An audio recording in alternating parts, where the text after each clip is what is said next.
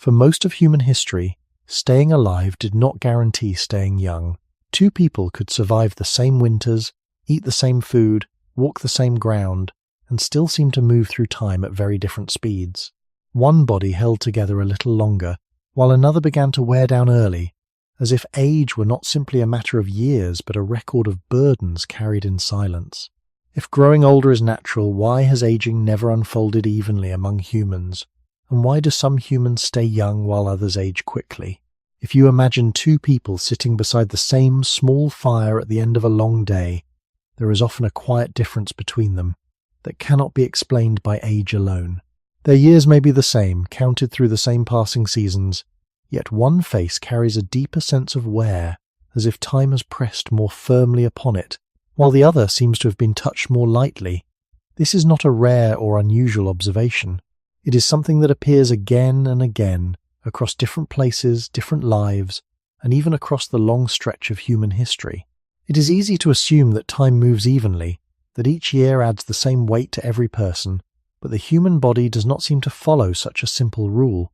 Even in the earliest human groups, where people shared similar environments, ate similar food, and lived under the same sky, differences like this would still have appeared. One individual might begin to slow earlier, another might retain strength longer, and over many years, these small differences would gather into something visible and lasting. The firelight would reveal it gently, not as a sudden change, but as a gradual separation between two lives that once seemed to move together. This separation does not require extreme hardship or a single defining event. It can form quietly, through small variations that are almost impossible to notice in the moment. A slightly longer recovery after illness, a night of sleep that was not as deep, a season where food was just a little less certain. These are not dramatic experiences, but they leave traces. Over time, those traces accumulate, shaping the body in ways that are not evenly shared. The human body does not simply measure time, it responds to it, and that response is not identical from one person to another. In the long history of our species, life was rarely stable or predictable. There were cycles of abundance and scarcity, periods of rest and periods of strain, moments of safety and moments of risk. Under these conditions, it would not be expected for every body to age at the same pace, even if the number of years was the same. Instead, each body carried its own record of how those years were lived. This is where the quiet sense of imbalance begins to appear. It is not necessarily unfair, but it feels uneven. One person seems to hold on to vitality a little longer, while another begins to lose it sooner, even though both have moved through the same measure of time. The difference may begin in subtle ways. One might notice that a person tires more quickly, or that their movements become more careful, while another continues with a steadier rhythm. These small differences do not draw attention at first, but over decades they become clear. And yet, nothing in this observation tells us directly why it happens.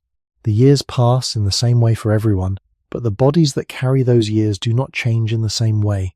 This is the starting point of a deeper question. If time itself is constant, then something else must be shaping how it leaves its mark on the human body. Something quiet, something gradual, and something that has been present since the earliest days of our species, long before anyone had the words to ask why some humans stay young, while others seem to age more quickly. If the difference between two people of the same age can be seen from the outside, then it becomes necessary to look more carefully at what is happening on the inside, where time is not something we can observe directly.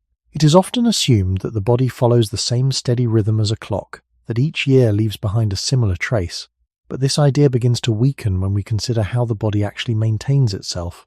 The human body is not a passive container through which time simply passes.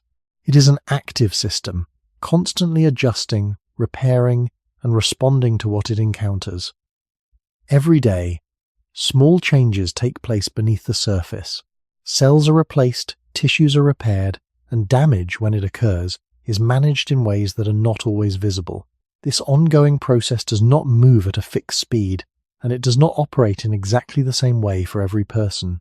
Even in environments that appear similar, the internal experience of the body can differ in subtle but important ways.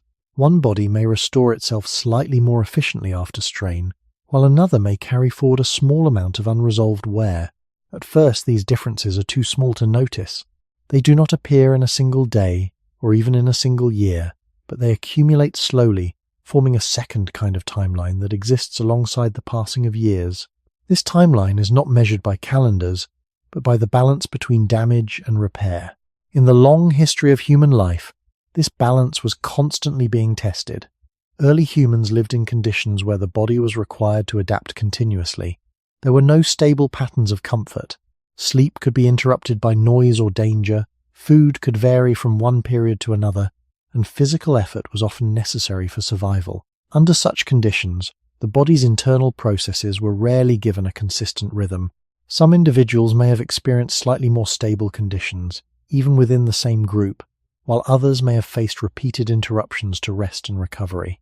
These small differences would not have been dramatic in the moment, but they would have influenced how the body managed its internal balance over time. The idea that time moves differently inside the body does not mean that time itself changes, but that the body's response to time is uneven. It is possible for two people to share the same number of years while carrying very different internal histories. One body may have been able to restore balance more often, returning to a state of relative stability after each challenge, while another may have accumulated small imbalances that were never fully resolved. Over many years, this creates a divergence that becomes visible. The difference is not simply about how long someone has lived, but about how their body has moved through the experiences that fill those years. This is why the passage of time cannot be understood as a single uniform process within the human body. Instead, it unfolds as a series of responses, each shaped by conditions that are not always obvious from the outside. The body is not counting time in a strict and even way. It is negotiating with it, adjusting to it, and sometimes struggling to keep pace with it. When we begin to see time in this way, the earlier observation becomes less surprising. The uneven appearance of aging is no longer just a visual difference, but a reflection of something deeper, something that has been forming gradually beneath the surface for as long as each individual life has been unfolding. The difference that slowly appears between two people of the same age does not begin at the moment we first notice it. By the time it becomes visible, it has already been forming quietly for many years, shaped by processes that are too small to be seen directly. What we call aging is not a single change, but the result of countless adjustments inside the body, each one responding to a specific moment in time. These adjustments are not always complete. Sometimes the body restores itself fully, returning to a state that feels almost unchanged. At other times, the restoration is only partial, leaving behind a small trace of wear. These traces do not disappear. They remain, layered over one another, gradually altering how the body functions. This process does not unfold in the same way for everyone, even when the conditions seem similar. In the long span of human history, no two lives were ever truly identical. Even within the same group, individuals would have experienced slight differences in effort, in rest, in exposure to cold or injury, and in access to food. These differences may have been subtle, but the body responds to subtlety. A slightly longer period of strain, a slightly shorter period of recovery, repeated again and again, can shift the balance over time. This is how two people, sharing the same environment, can begin to diverge without any clear moment when the change began. The body carries forward its past in a way that is not immediately visible. Each experience leaves behind a small imprint, not as a memory in the mind, but as a change in the way the body maintains itself. Over years, these imprints accumulate, forming a pattern that becomes increasingly difficult to reverse. One body may continue to maintain a balance between wear and repair for longer, while another may gradually move toward a state where repair is less complete. This shift does not happen suddenly. It is the result of many small moments that did not fully resolve. In early human life, this process would have been shaped by constant variation. There was no stable routine to protect the body from fluctuation. Nights could be interrupted, effort could be uneven, and recovery could be uncertain. Under these conditions, the body's ability to maintain balance would have depended on many small factors that were not evenly distributed. Some individuals may have encountered slightly more favorable conditions, while others may have faced repeated challenges that, over time, altered the pace at which their bodies changed. This does not imply intention or design. It reflects the way a complex system responds to variation. The human body is not built to follow a perfectly consistent path. It adapts, it compensates, and sometimes it accumulates changes that cannot be fully undone. When we look again at the two individuals by the fire, the difference between them is no longer only a matter of appearance. It becomes a reflection of two long, unseen histories unfolding inside the body. Each line, each movement, each sign of aging is part of that history. The years are the same, but the way those years have been carried is not. This is where the question deepens. If aging is shaped by accumulation, by response, and by variation, then it cannot be understood as a single, uniform process. It must be something that unfolds differently in every human life, guided by factors that are often too small to notice in the moment, yet powerful enough to shape the body over time. If the body does not experience time in a steady and identical way, then what we call age begins to separate into two quiet layers that do not always move together. One layer is simple and visible. It is the number of years that have passed, counted in cycles of light and darkness, in the return of seasons that mark the passing of time in a way every human shares. This is the time that moves forward without pause, the same for every person, regardless of where they live or how they live. But beneath this shared rhythm, there is another kind of time that cannot be seen directly, one that is shaped by how the body responds to each day as it unfolds. This second layer does not move with the same consistency. It does not follow a fixed pace, and it does not leave the same trace in every body. The human body is not simply carried forward by time, it is continuously working within it, maintaining itself through countless small processes that unfold quietly beneath the surface.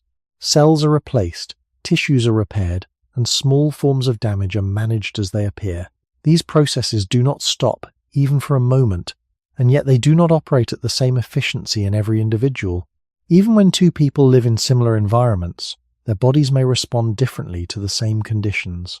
One body may recover more fully after strain, returning closer to its previous state, while another may retain a small amount of unresolved wear. At first, these differences are too subtle to notice.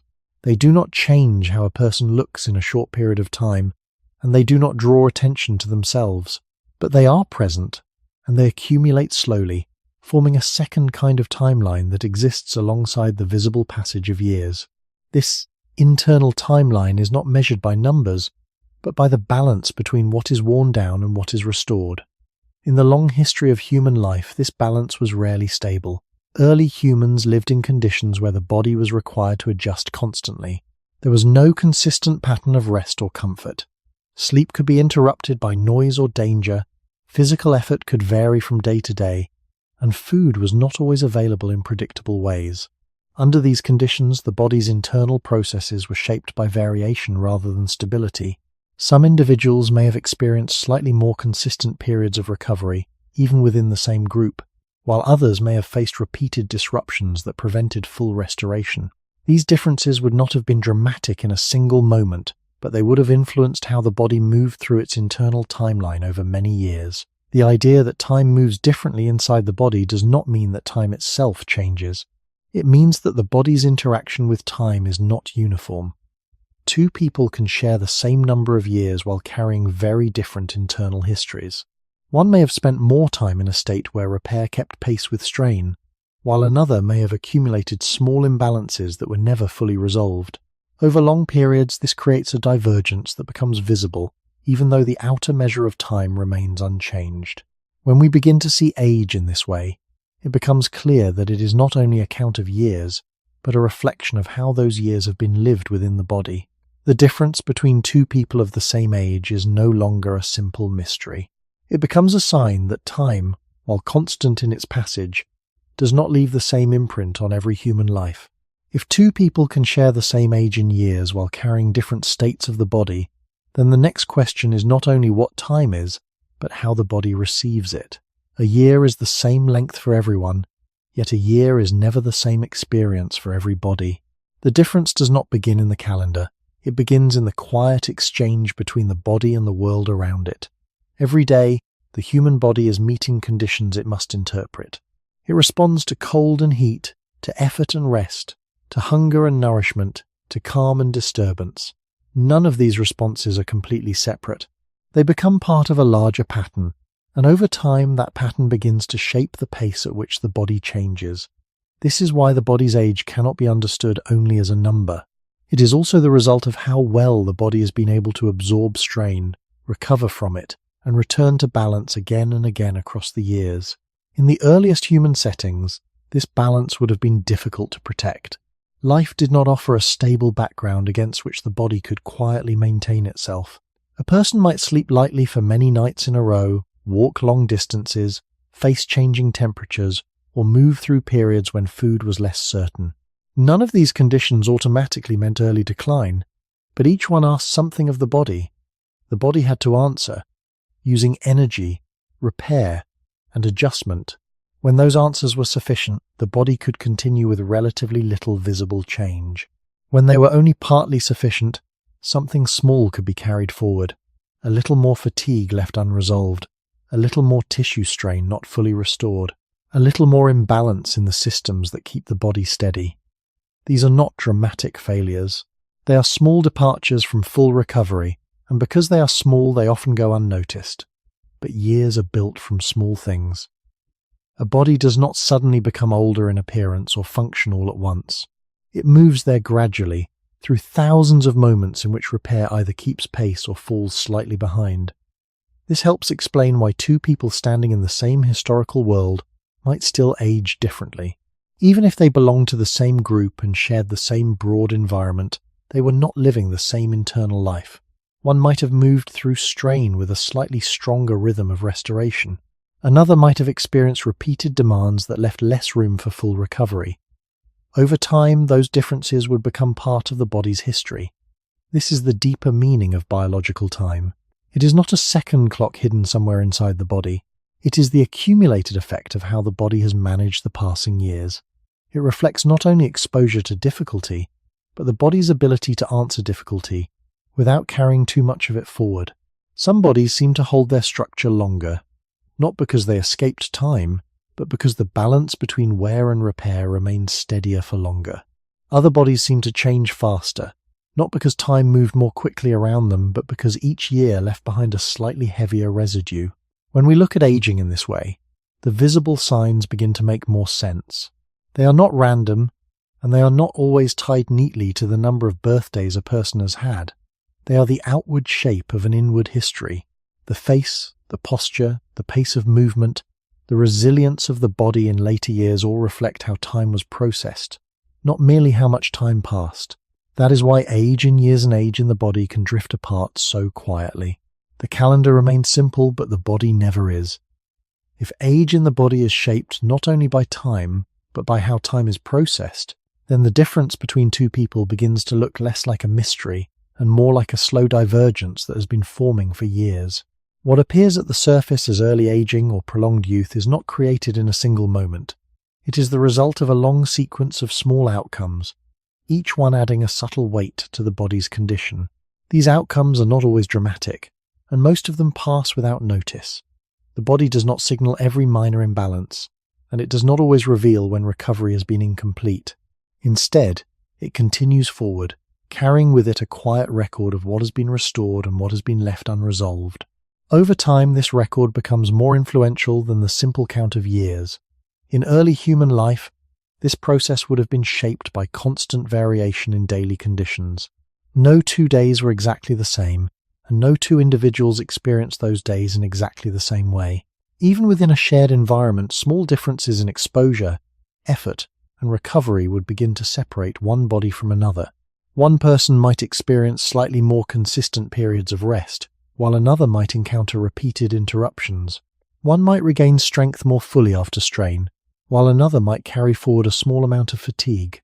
These are not large differences when they occur once, but they are not isolated events. They repeat, and repetition is what gives them weight. The body is always working within a balance between what is taken from it and what is returned. When that balance remains close, change is gradual and often less visible. When it begins to shift, even slightly, the effects accumulate. This is not a sudden breakdown, but a gradual adjustment to a new state. The body adapts to what it can manage, and in doing so, it may accept small deviations from its earlier condition. Over years, these deviations become part of its normal function. This is why the internal timeline of the body cannot be reversed easily. It is not a single event that can be undone, but a pattern that has been built step by step. The difference between two individuals, then, is not only about how much strain they have faced, but how consistently their bodies have been able to restore balance after that strain. Some bodies seem to remain closer to their earlier state for longer, not because they are unaffected by time, but because they have maintained a steadier rhythm of recovery. Other bodies move more quickly toward visible change, not because time has accelerated, but because small imbalances have been carried forward without being fully resolved. This process does not suggest that aging is fixed or predetermined in a simple way. It suggests that aging is shaped by accumulation, by response, and by variation. The body is not following a single path that is identical for every human. It is moving through time in a way that reflects its own history of interaction with the world. When we return to the image of two people of the same age, the difference between them is no longer only a matter of appearance. It becomes a reflection of two different internal journeys, each one shaped by countless small moments that have been gathered over the years. The calendar remains unchanged, but the body tells a more complex story. It shows that time is not only something that passes, but something that is processed, carried, and gradually transformed into the condition we recognize as aging. If the body carries time as a record of what has been restored and what has been left unresolved, then it becomes possible to look further back and ask a quieter question about origin. The human body was not formed in a world that required it to age in a smooth or even way. It emerged through long periods of change, shaped by conditions that were often unstable and rarely predictable. In those conditions, the primary demand was not to maintain a consistent rate of aging, but to remain functional long enough to survive, reproduce, and support the group. The processes that allowed this were flexible rather than uniform. The body learned to adjust, to compensate, and to continue under shifting pressures. This flexibility is still present, and it may help explain why aging does not follow a single pattern across all individuals. In early human environments, survival depended on responding to variation. Temperatures changed, food availability shifted, and risk was never evenly distributed. Under these circumstances, it would not have been necessary for every individual to age in the same way. What mattered more was whether the body could adapt to immediate demands. Some individuals may have experienced conditions that allowed for more consistent recovery, while others may have faced repeated strain. These differences would not have been planned or controlled. They would have emerged naturally from the interaction between the body and its surroundings. Over time, this interaction shaped not only survival, but also the way the body carried its years. The idea that the human body is designed to age evenly assumes a level of stability that did not exist for most of our history. Instead, the body is better understood as a system built to handle change. It prioritizes immediate function over long-term uniformity. When faced with challenge, it uses available resources to respond in the moment, even if that response leaves behind small traces that accumulate over time. This does not mean that the body fails. It means that it makes trade-offs, choosing what can be maintained now even if it alters what will be maintained later. These trade-offs are not identical for every individual. They depend on the specific conditions each person encounters and on how their body responds to those conditions. In this way, the roots of uneven aging may extend back to the very structure of the human organism. It is not a system that enforces sameness. It is a system that allows variation, because variation was part of the environment in which it developed. When we consider this, the difference between individuals begins to look less like an exception and more like an expected outcome. If the body is built to adjust rather than to remain fixed, then it follows that the long-term result of those adjustments will not be identical. Each person's body becomes a reflection of how it has managed change over time. Some may maintain a closer balance for longer, while others may shift earlier, depending on how those adjustments have accumulated. This does not suggest that aging is entirely unpredictable, but it does suggest that it cannot be reduced to a single uniform process. The human body carries within it a history of adaptation, and that history continues to shape how it moves through time. What we observe as differences in aging may be the visible expression of a deeper principle, that the body was never intended to follow one path, but many, each one shaped by the conditions of a life that unfolds in its own way. If the human body is shaped by adaptation rather than by a fixed plan for aging, Then it becomes important to look more closely at how this adaptation actually works over time. The body does not respond to every demand with equal priority. It makes continuous adjustments, often favoring what is immediately necessary over what might be preserved for the future. This is not a conscious decision, but a pattern built into how living systems maintain themselves.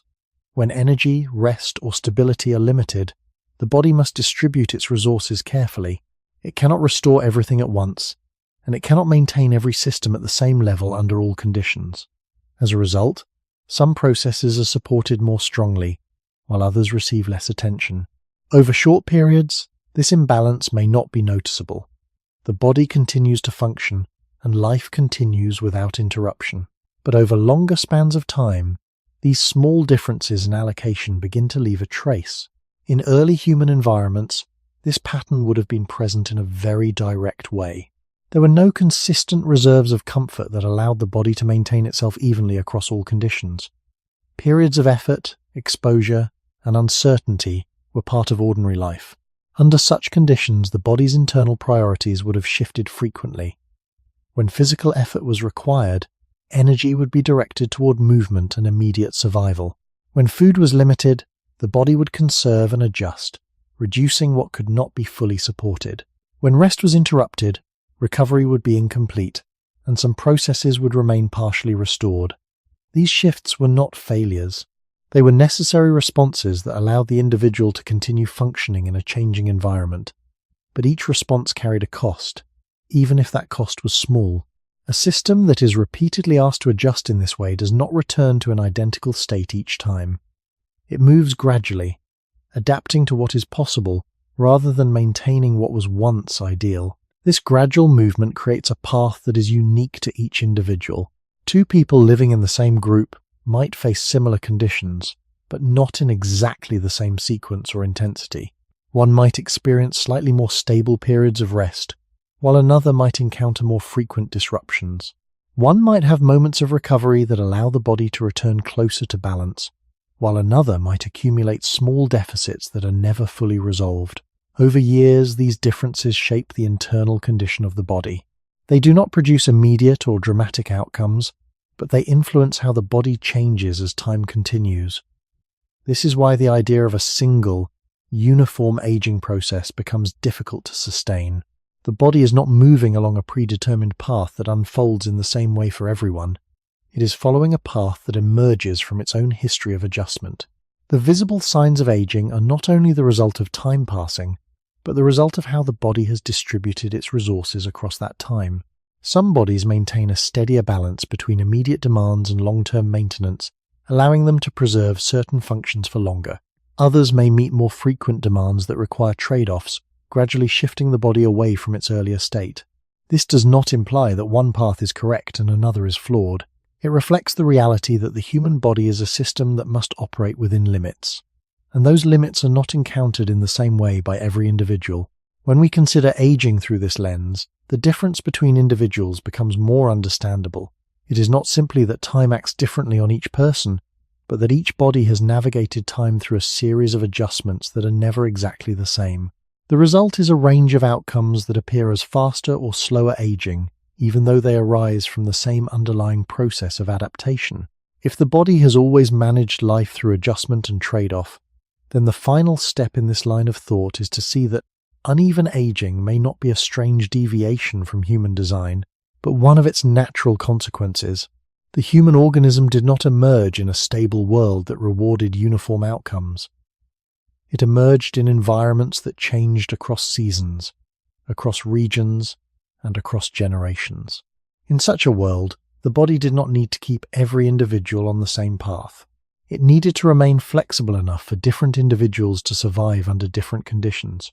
That flexibility, valuable in the short term, may also help explain why bodies do not move through age in the same way over the long term. A system built for variation will also produce variation in its results.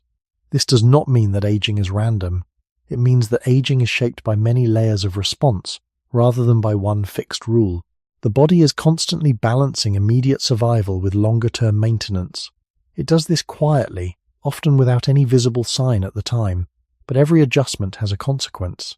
A slight shift in energy use, a slightly incomplete period of recovery, a repeated demand that the body must meet before it can fully restore itself. These small events accumulate. In one person, the cumulative burden may remain relatively light for many years. In another, it may become heavier more quickly. Both bodies are following the same general logic, yet their outcomes slowly diverge because the history of their adjustments is not identical. In early human life, this would have been entirely expected. Even within the same group, life was not distributed evenly. One person might move through years marked by repeated physical effort, intermittent rest, and minor injuries that never fully disappeared. Another might pass through similar years with slightly different rhythms of strain and restoration. Neither life would be free from challenge, but the pattern of challenge would not be exactly the same. Since the body records its past not only in memory, but in structure and function, these differences would gradually become part of its condition. By the time they appeared as visible aging, they had already been written into the body through years of accumulated response. This helps us return to the central question with greater clarity. Some humans appear to stay young longer, while others seem to age more quickly, not because one has escaped time and the other has been claimed by it, but because each body has traveled through time under its own conditions of balance and strain. The difference is not only external, it is the visible edge of a much deeper process, one rooted in the evolutionary history of a species that was shaped for adaptation, not for sameness. This is why it is difficult to reduce aging to a single cause or to a simple measure. The body is too complex, and its history is too layered. What appears on the surface is the final expression of many quiet processes that have been unfolding for years. When we understand this, the question becomes larger and more precise. We are no longer asking only why some faces look older sooner. We are asking how a body shaped by ancient instability carries modern time, and why that carrying is never perfectly equal from one person to another. The answer is still not complete, but one thing is becoming clearer. Uneven aging may not be an exception to human life. It may be one of the most human things about it, a sign that our bodies still carry the flexible, imperfect, deeply variable logic of their earliest beginnings. If the human body ages through a long record of adjustment, then the environment in which that adjustment takes place cannot be treated as a simple background. It is not merely the stage on which life happens. It is one of the forces that quietly shapes how a body spends itself, how often it can recover, and how much strain it must carry forward. For most of human history, the environment was not softened to fit the body. The body had to fit itself, again and again, to the environment. That fact alone may help explain why aging has never unfolded evenly across all human lives. The world our species moved through for most of its past was full of variation. Temperatures shifted across day and night. Rain, wind, dryness and cold were not occasional interruptions but regular conditions of existence. Shelter was limited, comfort was unstable, and the line between safety and exposure was often thin. Under such circumstances, two people could belong to the same group and still experience the environment differently. One might sleep in a slightly more protected place. Another might spend more time exposed to wind, dampness, or repeated cold. These differences may seem small when taken one day at a time, but the body does not live only in single days. It carries the effects of repeated conditions across months and years. The environment leaves its mark not only through extreme events, but through ordinary repetition. A night that is slightly too cold, a day that requires more effort than the body can fully restore, a season when food is less available and movement becomes more costly. None of these automatically produce visible aging, but they add pressure, and if that pressure returns often enough, it becomes part of the body's internal history. In early human life, the environment constantly tested the body's ability to maintain balance. Cold asked for energy. Heat asked for water and regulation. Uneven ground asked for effort from muscles and joints. Distance asked for endurance. Uncertainty asked for vigilance. And vigilance itself has a cost. The body could answer these demands, but each answer drew from the same limited store of energy and repair. This is where the environment becomes important to the question of why some humans seem to stay young longer than others. It is not only that some people faced hardship and others did not. It is that the environment was never distributed evenly in its effects. Even small differences in exposure, repeated over long spans of time, could change how much the body had to spend simply to remain functional. One body may have moved through conditions that allowed slightly more restoration between demands. Another may have lived closer to the edge of continuous adjustment, where recovery was often partial. Over many years, this would create visible divergence. The face, the posture, the resilience of movement in later life would all begin to reflect how heavily the environment had leaned on the body. This does not mean that environment alone determines aging, but it means that no account of aging can be complete without it. Human beings did not evolve in protected rooms, under constant temperatures, with reliable food and predictable rest. They emerged in landscapes that required continuous negotiation. The body was shaped by that negotiation, and it still carries the logic of it. When we look at two people of the same age and see one who appears to have aged more quickly, we may be seeing not only the passage of time, but the long shadow of an environment that asked more, took more, and gave less space for repair. Age, in that sense, is not only something the body becomes, it is also something the world gradually writes into it. If the environment does not act as a single force, but as a series of repeated conditions, then the question becomes more precise. It is not only where a person lives, but how often the body must respond, how completely it can recover, and how long that pattern continues. The difference between two lives may not be found in a single harsh event, but in the rhythm of ordinary days. A place that is slightly colder each night, a path that requires a little more effort, a source of food that is less consistent. These are not extreme conditions, yet they shape how the body uses its energy. Over time, this rhythm becomes a quiet pressure. The body is not only reacting to isolated moments, it is adjusting to patterns, and those patterns become part of its internal history. In early human life, these patterns were rarely stable. Seasons changed not only the landscape, but the demands placed on the body. A period of relative abundance might allow for deeper rest and more complete recovery, while another period might require longer movement, more effort, and less reliable nourishment. These shifts did not occur once. They repeated across years, and repetition is what gives them weight. The body learns from repetition, not as a conscious memory, but as a gradual adjustment in how it maintains itself. When the pattern allows for restoration, the body remains closer to balance. When the pattern limits restoration, even slightly, the body begins to carry forward small deficits. These deficits are not failures. They are adjustments to what is possible under the conditions given. Over time, however, they accumulate. This is why two people in the same region can still age differently. The environment is shared, but the pattern of exposure is not identical. One individual may experience slightly more favorable sequences of effort and rest, while another may encounter more frequent demands without full recovery. These differences may be too small to notice in the moment, but the body does not ignore them. It integrates them, quietly, into its ongoing function. In this way, the environment shapes aging not only through intensity, but through repetition and timing. It is not only how hard the body is pushed, but how often it is asked to respond before it has fully returned to balance. In early human groups, there was no way to stabilize this completely. Shelter could reduce exposure, but not eliminate it. Food sharing could soften scarcity, but not remove it. Rest could be taken, but not always when it was most needed. The body existed within these limits, and its internal processes adapted accordingly. Number. Some individuals may have moved through patterns that allowed more complete cycles of recovery. Others may have remained closer to continuous demand, where each period of effort was followed by only partial restoration. Over years, this difference in rhythm becomes visible. It appears not as a sudden change, but as a gradual shift in how the body holds itself, how it moves, and how it responds to further strain. The environment, then, is not a single cause of aging, but a shaping force that works through time. It influences how the body distributes its resources, how often it can restore itself, and how much of each experience is carried forward. When we look at the uneven nature of aging, we are not only seeing differences between individuals, we are seeing the result of many small patterns repeated across years, each one leaving a quiet mark. Age, in this sense, is not simply the passage of time, but the accumulation of how the body has lived within the rhythms of its environment.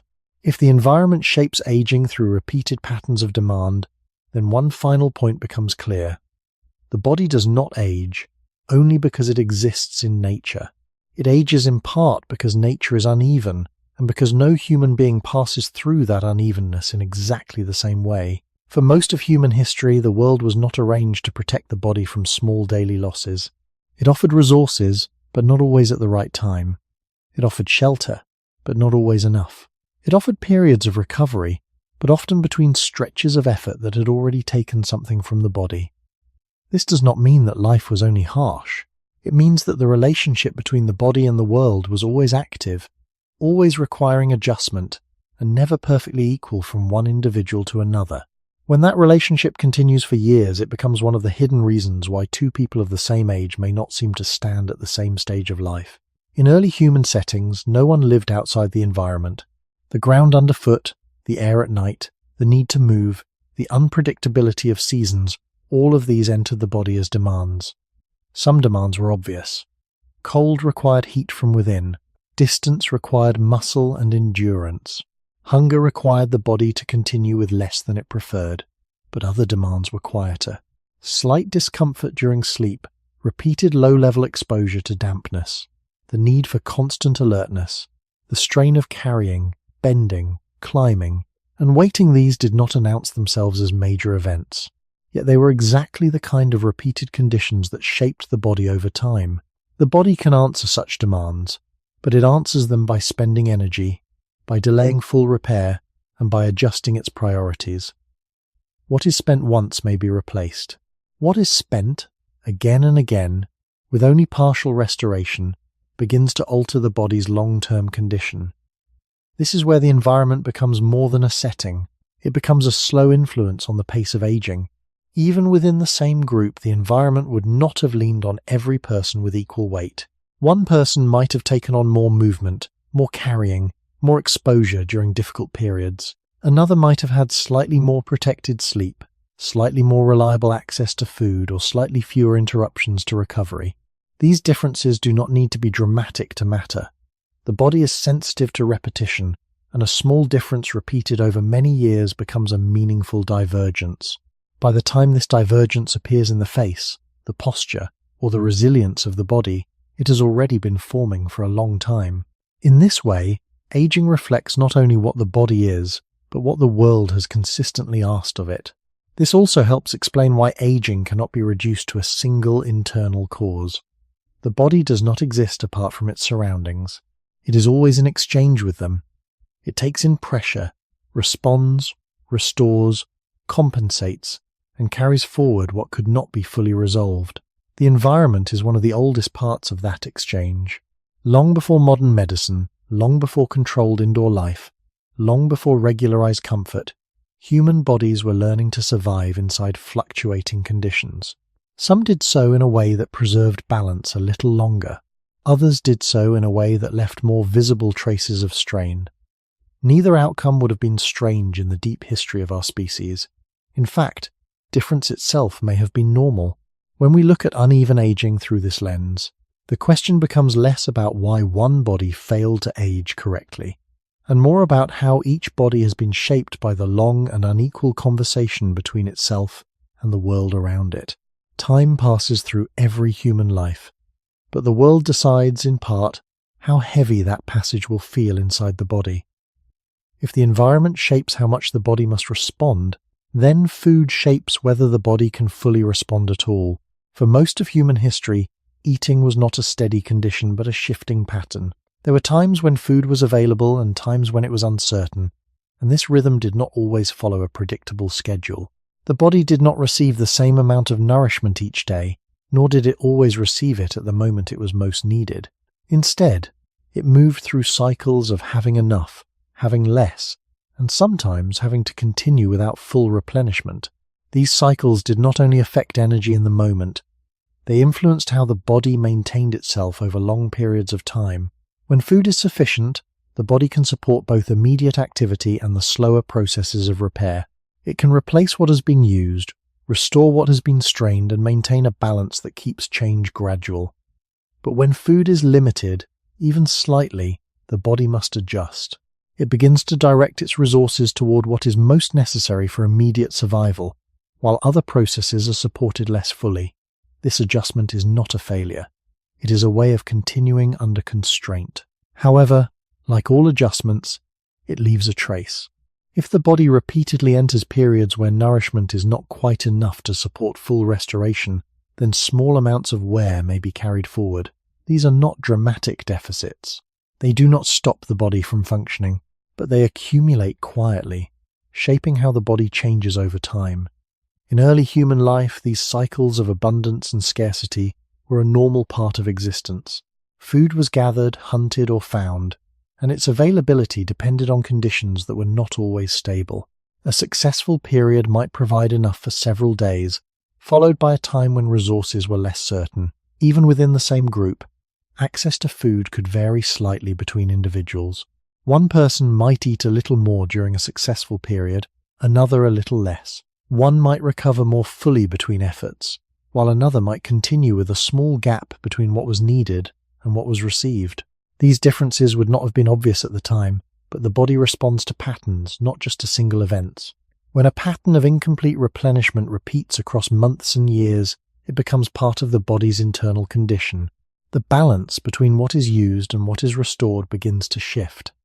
This is where nutrition becomes part of the story of aging. It is not only about what kinds of food are eaten, but about whether the body has been able to maintain a consistent rhythm of replenishment. A body that regularly returns to a state of sufficient nourishment may sustain its internal balance for longer. A body that often operates with slight deficits may gradually move away from that balance, even if those deficits are small. Over time, this difference becomes visible. It appears in how the body holds its structure, in how it responds to further demands, and in how quickly signs of aging begin to emerge. The effect is not immediate. It builds slowly, through repetition. This helps explain why two individuals of the same age, living in similar environments, may still show different patterns of aging. The environment may set the stage, but nutrition influences how well the body can answer what the environment requires.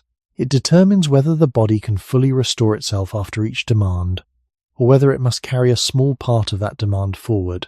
In this way, the history of eating becomes part of the history of the body. It is not recorded as a list of meals, but as a pattern of balance and imbalance that unfolds over years.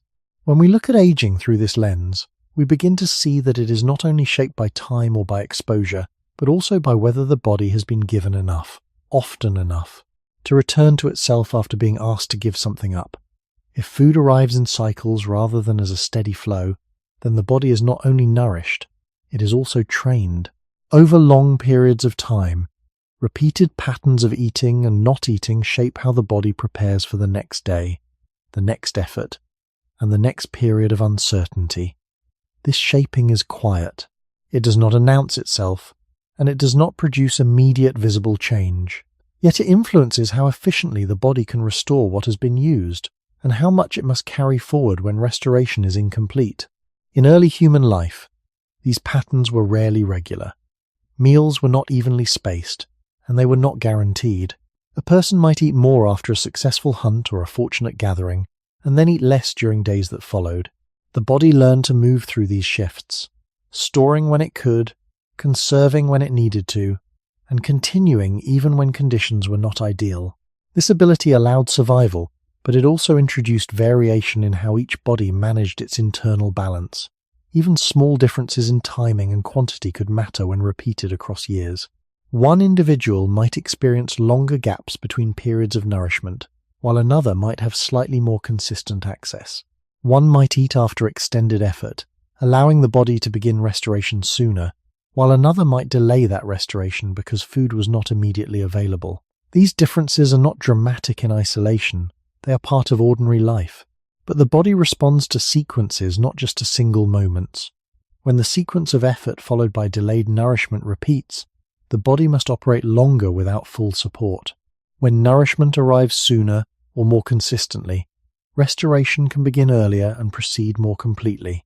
Over time, this difference in sequence becomes part of the body's internal rhythm. The body is not only shaped by what it receives, but by when it receives it. This timing influences how well it can repair tissues, restore energy, and return to balance after strain. In a life where nourishment often follows need with a delay, the body may carry forward small amounts of fatigue or structural wear. In a life where nourishment more often aligns with need, the body may restore itself more fully before the next demand arises. These are not absolute conditions. No one lives entirely in one pattern or the other, but even a slight tendency in one direction, repeated over many years, can influence the pace at which the body changes. This is why the history of eating cannot be understood only as a matter of total intake. It is also a matter of rhythm. The body exists within time, and its processes depend on sequences that either support or interrupt restoration. In early human environments, there was no consistent way to align these sequences perfectly. The body adapted as best it could, but adaptation does not erase variation. Each individual's pattern of nourishment became part of their internal timeline, influencing how they moved through years that were otherwise shared with others. When we consider aging from this perspective, the difference between individuals becomes more understandable. It is not only that one person had more or less food overall, but that the timing of nourishment in relation to effort shaped how completely the body could recover. The visible signs of aging, then, reflect not only how much the body has done, but how often it has been able to restore itself at the right moment. This is another way in which two people of the same age can carry time differently. The years are the same, but the sequence of giving and receiving within those years is not, and it is that sequence that quietly shapes how the body changes as time continues to pass. If nourishment shapes how fully the body can restore itself, then the final step is to see how this influence accumulates into a long-term direction rather than a series of isolated effects. The body does not remember each meal as a separate event. It carries forward a pattern, a quiet summary of how often it was able to return to balance after giving something of itself to the world. This summary is not stored in a single place. It is reflected across many systems at once, in how energy is managed, in how tissues are maintained, and in how quickly the body can respond to new demands. Over time, this pattern becomes part of what we recognize as aging. In early human life, this pattern would have been shaped by repeated cycles of abundance and limitation. There were moments when food was sufficient, allowing the body to rebuild more completely, and moments when it was not, requiring the body to continue without full restoration. These cycles were not unusual. They were part of the ordinary structure of life. What mattered was not the presence of these cycles, but how often they leaned in one direction. A body that more often experienced enough nourishment to support full repair would gradually maintain a steadier internal condition. A body that more often operated with slight shortages would gradually carry forward small imbalances. These imbalances do not appear suddenly. They build slowly, often without being noticed, until they become part of the body's normal state. This is why aging cannot be understood as a single turning point. It is a gradual movement shaped by countless small moments of incomplete or complete restoration. Even within the same group, individuals would not have moved through these cycles in exactly the same way. One person might have been able to eat sooner after effort, or slightly more consistently during difficult periods. Another might have faced longer gaps, or repeated sequences where nourishment arrived after the body had already spent much of its available energy. These differences are subtle, but the body is sensitive to repetition. A small difference, repeated across many years, becomes a meaningful divergence. By the time this divergence becomes visible, it has already been forming quietly within the body for a long time. The structure of the face, the steadiness of movement, the resilience to further strain, all of these reflect how the body has managed the balance between what it has used and what it has restored. This also helps explain why aging cannot be reduced to a single factor, even when nutrition is considered. Food does not act alone. It interacts with effort, with rest, with environment, and with the body's own capacity to respond. But it plays a central role in determining whether the body can return to itself after each demand, or whether it must continue while carrying something forward. When nourishment consistently supports restoration, the body remains closer to its earlier state for longer. When it does not, even slightly, the body adjusts, accepting a gradual shift that becomes more visible over time. This does not mean that aging can be controlled in a simple or predictable way. It means that aging reflects a long history of interaction between the body and its conditions, and nutrition is one of the most constant parts of that interaction. When we return to the central question, the difference between individuals becomes clearer. Some humans appear to stay young longer because their bodies have more often returned to balance after strain. Others appear to age more quickly because their bodies have more often carried small imbalances forward. The years are the same, but the pattern within those years is not. Aging, then, is not only the passage of time, but the quiet accumulation of how the body has been supported and how often it has been asked to continue without full restoration. If food determines whether the body has the materials to restore itself, then sleep determines whether the body is given the time and condition to use those materials fully. The body does not repair itself evenly throughout the day. There are periods when restoration is more active, more coordinated, and more complete, and these periods are closely tied to sleep. When sleep is stable, the body is able to enter a state where many small processes of repair can unfold together. When sleep is unstable or interrupted, these processes are fragmented, and some of them may not reach completion. Over time, this difference does not always appear immediately, but it shapes how the body carries its years. In the long history of human life, sleep was rarely protected in the way it is often imagined today. Nights were not silent or fully secure. There were sounds in the distance, changes in temperature, and the constant need to remain aware of the surroundings.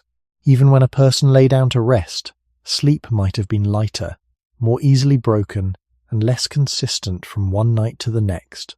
This does not mean that early humans did not sleep enough in total, but that the structure of sleep itself was often uneven. A night might include several periods of waking, brief interruptions, or shifts in position that prevented the body from remaining in deeper states of rest for long stretches. Under these conditions, the body still restored itself, but not always with the same continuity. Some processes may have begun and then paused, resumed and then shortened, depending on how sleep unfolded that night. When this pattern repeats across many nights, it becomes part of the body's internal rhythm. The body adapts to interrupted sleep, but adaptation does not mean that all processes remain equally supported. Some forms of repair may become less complete, especially those that depend on longer, uninterrupted periods of rest. This does not produce immediate failure. The body continues to function, often without obvious signs in the short term, but over years the difference between more stable sleep and more fragmented sleep can become visible. It appears in how quickly the body recovers from effort, in how steady its internal balance remains, and in how it responds to further strain. Even within the same group, individuals would not have experienced sleep in exactly the same way. One person might have rested in a slightly more protected place, with fewer interruptions during the night. Another might have been more exposed to noise, temperature changes, or the need to wake frequently. These differences may seem small, but the body is sensitive to repetition. A slightly more stable pattern of sleep, repeated over many years, allows for more complete cycles of restoration. A slightly more interrupted pattern, repeated just as often, may lead to small amounts of incomplete repair being carried forward. This is how sleep becomes part of the story of aging. It is not only about how long a person sleeps, but about how continuous and undisturbed that sleep is. The body does not only need time to rest, it needs time in which restoration can proceed without interruption. When that time is regularly shortened or broken, even slightly, the effects accumulate. They do not appear all at once, but they shape how the body changes across decades. When we consider this, the difference between two people of the same age becomes easier to understand. One may have lived through years in which sleep more often supported full restoration, while another may have lived through years in which sleep was more frequently interrupted. The years are the same, but the depth and continuity of rest within those years are not. Aging, then, reflects not only what the body has done and what it has received, but also how completely it has been allowed to restore itself during the quiet hours when nothing else is expected of it. If sleep provides the conditions for restoration, then the structure of sleep becomes just as important as its duration. The body does not move through rest in a single uniform state. Instead, it passes through different phases, some lighter, some deeper, each supporting different aspects of recovery. When these phases unfold in a stable sequence, the body is able to complete cycles that contribute to maintaining balance. When that sequence is interrupted, even briefly, the cycle may restart or shorten, leaving parts of the process incomplete. Over a single night, this may not be noticeable, but when such interruptions repeat across months and years, they begin to shape how the body changes over time. In early human life, the structure of sleep was likely influenced by constant low-level disturbances. The night was not a sealed environment. Sounds carried across distance, temperature shifted, and the need to remain aware of surroundings could not be fully set aside. Even in moments of rest, the body may have remained partly responsive, ready to wake if needed. This would not prevent sleep entirely, but it could alter how deeply and how continuously certain phases were reached. As a result, the body's restorative processes may have unfolded in shorter or less consistent segments. This does not mean that early humans were unable to recover. It means that recovery may have taken place under conditions that were not always ideal. Some individuals may have experienced slightly more stable sequences of sleep, perhaps due to position within a group, access to shelter, or simple variation in their surroundings. Others may have faced more frequent disturbances, leading to repeated interruptions of the deeper phases of rest. These differences would not have been obvious at the time, but the body responds to patterns of repetition. A sleep cycle that is completed more often allows for more consistent restoration. A cycle that is repeatedly interrupted may lead to small amounts of incomplete repair being carried forward. Over long periods, this difference becomes part of the body's internal condition. The body adapts to fragmented sleep, but adaptation does not fully replace what is lost through interruption. Some processes depend on continuity, on the ability to unfold without being reset. When that continuity is reduced, the body may still function, but it does so while carrying a subtle imbalance. This imbalance does not produce immediate visible change. It becomes apparent only when accumulated over many years. The difference between individuals, then, is not only about whether they slept, but how their sleep was structured. One body may have moved through nights that more often allowed complete cycles of restoration. Another may have experienced nights where those cycles were frequently shortened or broken. The years remain the same, but the quality of restoration within those years differs. This helps explain why sleep plays a quiet but significant role in aging. It is not a single event that determines change, but a repeated pattern that either supports or limits the body's ability to return to balance. When we look at two people of the same age, the difference between them may include the long history of how their nights unfolded. Some bodies carry the benefit of more complete cycles of rest, while others carry the accumulation of interrupted restoration. Aging, in this sense, reflects not only what the body has endured during the day, but how fully it has been able to recover during the night. If sleep shapes how fully the body can restore itself, then over many years it becomes more than a daily need. It becomes a quiet direction that influences how the body changes across time. The body does not treat each night as separate from the next. It carries forward a pattern, a rhythm of rest that either supports balance or slowly moves away from it. This rhythm is not always visible, and it does not create immediate results. But like all repeated processes, it accumulates. A night of incomplete rest may leave only a small trace, something too subtle to notice. Yet when that pattern repeats across hundreds and then thousands of nights, it becomes part of the body's internal history. In early human life, this rhythm was rarely stable. Sleep did not unfold in a perfectly protected space. The ground could be uneven, the air could shift, and the need for awareness could interrupt deeper rest. Even when the body lay still, it might not have fully entered the longest and most continuous phases of restoration. Some nights may have allowed more complete recovery, while others may have been fragmented. Over time, the body adapted to this variation, but adaptation does not mean that all effects are erased. It means that the body continues while carrying small differences forward. These differences, repeated over years, begin to shape how the body maintains itself. The body depends on continuity for certain forms of repair. When that continuity is present, restoration can proceed more fully. When it is reduced, even slightly, the body may complete only part of what it would otherwise restore. This does not create an immediate problem.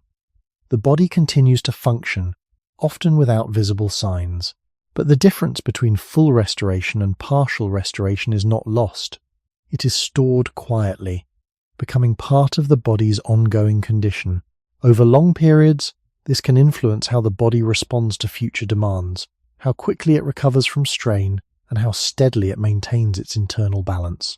Even within the same group, individuals would not have experienced identical patterns of sleep. One person might have rested in a position that allowed fewer interruptions, or in a place where temperature remained more stable. Another might have been more exposed, waking more frequently, or shifting more often during the night. These differences may seem small, but the body responds to repetition, not to single events. A slightly more continuous pattern of sleep, repeated across years, supports more complete restoration. A slightly more fragmented pattern, repeated just as often, may lead to small amounts of incomplete repair being carried forward. This is how sleep becomes part of the larger story of aging.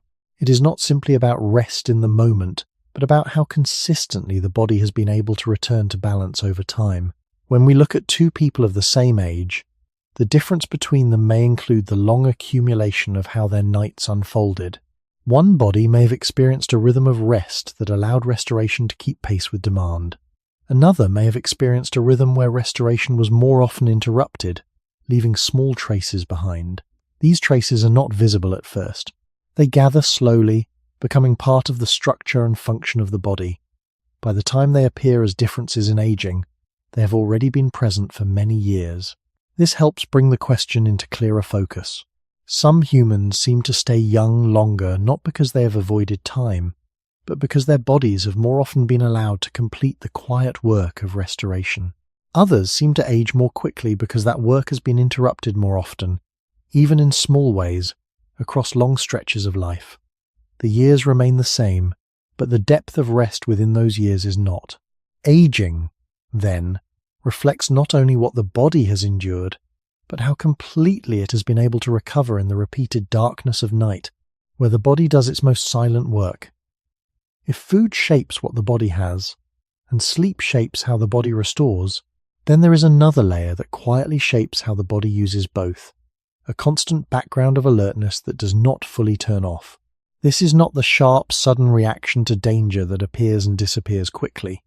It is a lower, more continuous state, a readiness that remains present even when nothing immediate is happening. For most of human history, this state was not unusual. It was part of how the body remained prepared in an environment where uncertainty was always close. The body did not wait for clear threats to appear before responding. It maintained a level of vigilance that influenced how energy was used, how rest unfolded, and how recovery was managed. This background state does not need to be intense to matter. It can exist quietly, as a subtle tension, a slight elevation in readiness that persists across many moments of the day and night. In early human life, such a state would have been shaped by the conditions of the environment. Movement through open landscapes, the presence of potential danger, the need to remain aware of sounds and changes in the surroundings. All of these would have contributed to a pattern of ongoing alertness. Even during periods of rest, the body might not have fully disengaged. It remained partly attentive, ready to respond if needed. This does not mean that the body was in constant distress. It means that it operated within a range where full relaxation was not always possible. Over time, this pattern becomes part of how the body organizes its resources. When the body maintains a state of readiness, it allocates energy differently.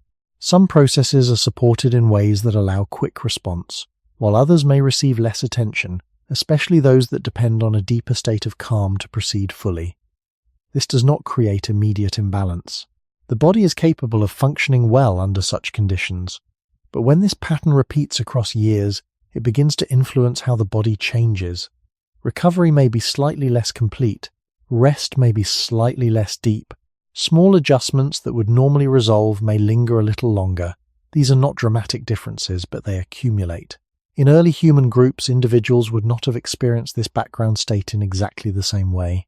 One person might have spent more time in roles or positions that required heightened awareness, while another might have had slightly more opportunity to move through periods of relative calm.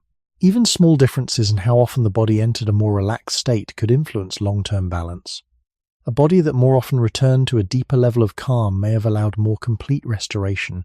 A body that remained more frequently in a state of readiness may have carried forward small amounts of unresolved strain. Over many years, this difference becomes visible, not as a single change, but as a gradual shift in how the body holds itself and responds to further demand. This helps explain why aging cannot be separated from the body's internal state of regulation. It is not only what the body does, or what it receives, but also how it remains prepared to act. A system that is repeatedly held closer to readiness may not fully access the conditions needed for complete restoration. A system that more often returns to a deeper state of calm may maintain balance more effectively over time. When we look at two people of the same age, the difference between them may include this long history of how often their bodies were able to move out of readiness and into full recovery. The years are the same, but the internal state carried through those years is not. Aging, in this sense, reflects not only external conditions, but the quiet, continuous way the body has been preparing itself to meet them. If a quiet state of readiness shapes how the body uses its energy, then the next step is to understand how this state becomes part of the body's long-term rhythm rather than a temporary response. The body does not remain alert only in moments of clear danger. When certain conditions repeat often enough, a lower level of alertness can become continuous, settling into the background of daily life. It is not intense, and it may not be consciously noticed, but it influences how the body organizes itself over time. This influence is subtle. It does not interrupt life in an obvious way, but it alters how fully the body can shift into deeper states of rest and repair. In early human life, this pattern would have emerged naturally from the need to remain aware of the environment. The world was not silent or fully predictable. Sounds carried across distance, movement could appear without warning, and changes in light or temperature could signal shifts that required attention. Under these conditions, the body may not have fully released its readiness, even during moments of relative calm. Instead, it would have remained partially prepared, maintaining a level of responsiveness that allowed quick action if needed. This partial readiness is not the same as constant strain. It is a steady condition that sits between full relaxation and active response. The body can function well within it, but it comes with a cost. When the body remains in this state, even at a low level, it does not always enter the deeper conditions required for complete restoration. Some processes continue, but others may be shortened or reduced. Over a single day, this difference is almost impossible to detect. The body continues to move, to think, and to respond as needed. But over many days, months, and years, the effect becomes cumulative. The body begins to carry forward small amounts of what has not been fully resolved. These are not large disruptions. They are small extensions of effort, small delays in recovery, small imbalances that remain because the body has not fully returned to a state of calm. When this pattern repeats, it shapes the internal environment of the body. Systems that depend on a deeper level of rest may function less completely, while systems that support readiness remain more active. This shift is gradual and often invisible, but it influences how the body changes over time. In early human groups, individuals would not have experienced this background state in exactly the same way. One person might have spent more time in situations that required attention and vigilance, while another might have had slightly more opportunity for extended calm. Even small differences in how often the body could fully relax would have influenced how completely it restored itself. Over years, this difference becomes part of the body's history. It does not appear as a single cause, but as a pattern that slowly shapes the pace of aging. This is why the idea of stress in this context cannot be reduced to moments of intensity. It is not only the presence of strong reactions that matters, but the absence of full release. A body that more often returns to a deeper state of calm may allow restoration to proceed more completely. A body that remains more frequently in a state of readiness may continue to function well, but with small amounts of incomplete recovery accumulating over time. When we consider aging through this lens, the difference between individuals becomes clearer. The years are shared, but the internal state carried through those years is not. Some bodies move more often into conditions that support full restoration, while others remain closer to a state that prioritizes readiness. Aging, then, reflects not only what the body has faced, but how often it has been able to fully step out of that readiness and return to a state where repair can quietly and completely unfold. If this quiet state of readiness remains with the body across years, then its importance becomes clearer. It is not simply another pressure added to life. It is a condition that changes how all other pressures are carried. Hunger is felt differently when the body is already on alert. Sleep restores less completely when the body is still partly listening. Physical effort leaves a deeper mark when the body does not fully return to calm afterward. In this way, background vigilance does not act alone. It shapes the meaning of everything else the body experiences. It becomes part of the medium through which time passes. And because it is often low in intensity and constant in presence, it may be one of the easiest forces to miss when trying to understand why some humans seem to stay young, while others age more quickly. In the deep history of our species, such vigilance would not have been rare or exceptional. It would have been woven into ordinary existence. The body lived in landscapes where not every sound was meaningful, but any sound could become meaningful. The surroundings did not require panic. They required readiness. A person could sit near warmth, eat after effort, or lie down at night, and still remain partly available to the world beyond the immediate moment. This partial availability is subtle, but it matters. It means that full release, full softness, full disengagement from demand may not have occurred as often as the body ideally required for long-term balance. The body can tolerate this for a long time. It is built to continue, but continuing is not the same as restoring completely. Over many years, this distinction becomes visible. A body that spends more of life closer to readiness may gradually shift into a pattern where repair is often good enough, but not complete. That phrase matters. Good enough allows survival. Good enough allows function. Good enough may even look normal for many years. But if restoration is repeatedly good enough rather than complete, then tiny residues remain. A little more fatigue stays in the body. A little more strain remains unresolved. A little less of each cycle is fully closed before the next one begins. These leftovers are small, but they accumulate.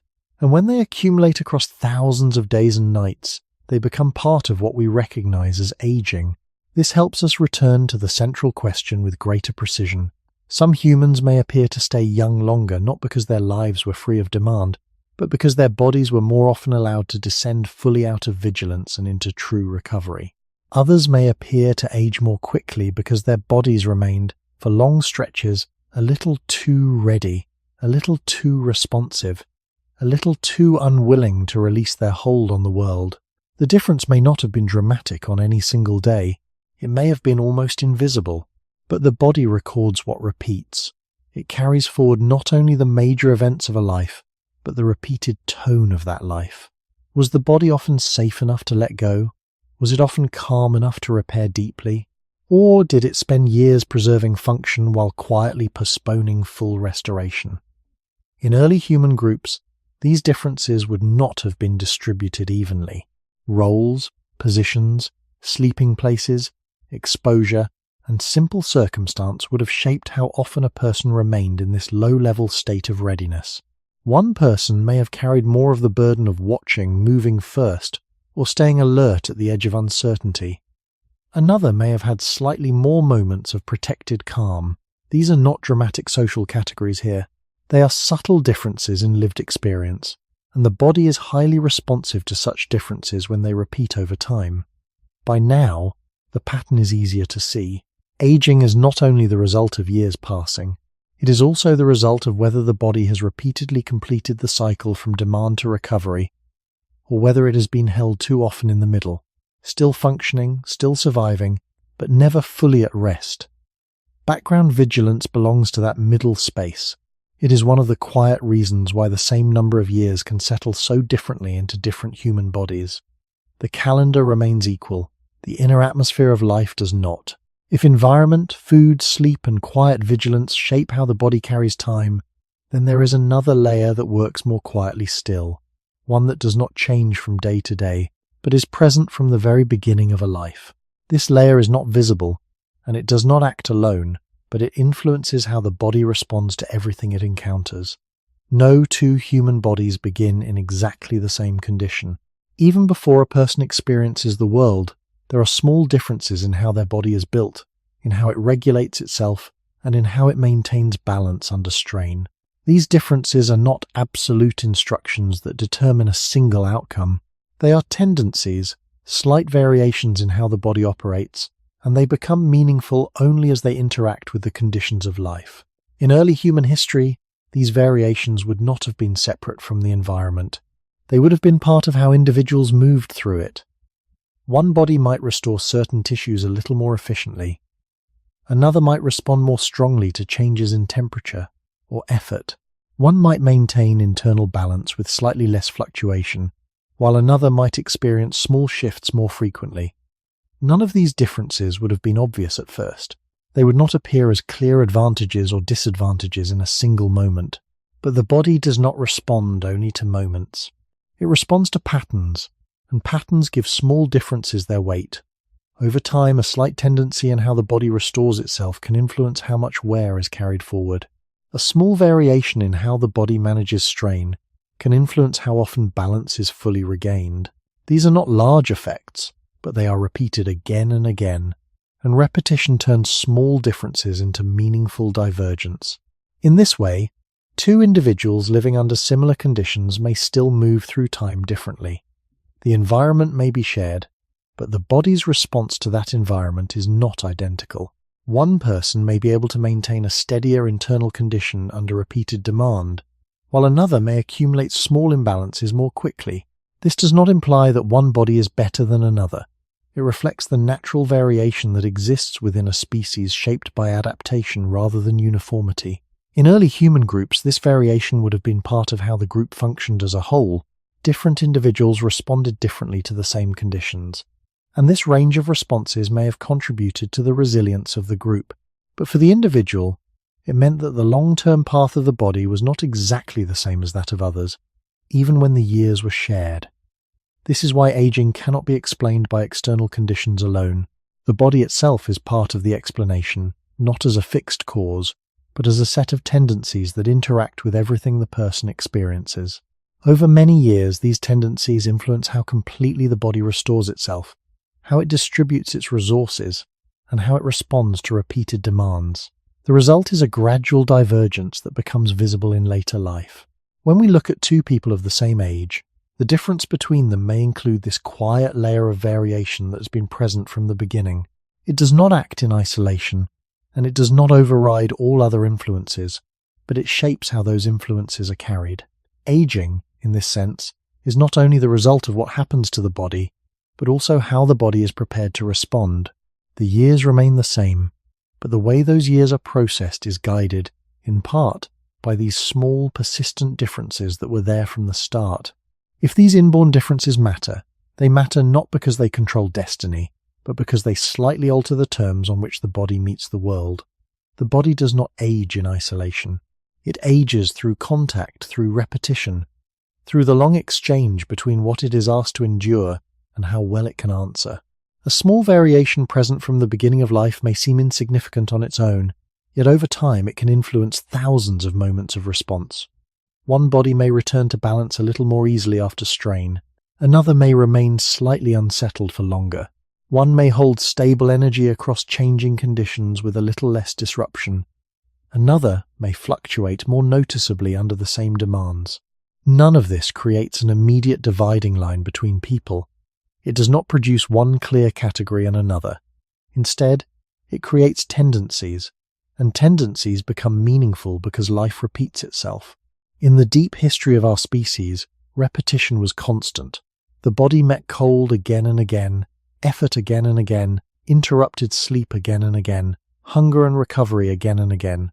Under such repeated conditions, even a small biological difference could gradually gain weight. A body that recovers slightly more completely after each demand may, over many years, carry forward less unresolved strain. A body that restores itself a little less fully may continue to function well, yet still accumulate small traces of imbalance that slowly shape its long-term condition. This does not mean that aging is written in advance. It means that some bodies begin life with slightly different capacities for managing the same pressures, and those capacities interact with everything that follows. This interaction is important because the body is never dealing with one factor at a time. It is not only responding to effort, only responding to food, or only responding to sleep. It is responding to all of these at once. A slight biological difference can therefore echo across many systems at the same time. A body that regulates itself a little more steadily may sleep more restoratively under similar conditions, recover more efficiently after effort, and maintain a more even internal balance during periods of uncertainty. Another body may be just as capable of surviving, yet do all of this with a little more cost. The difference in any one moment may be too small to notice. The difference across years may not be. This helps explain why two people living in broadly similar environments may still age differently without any single dramatic reason. The answer may lie not in one major event, but in how a body repeatedly handles ordinary life.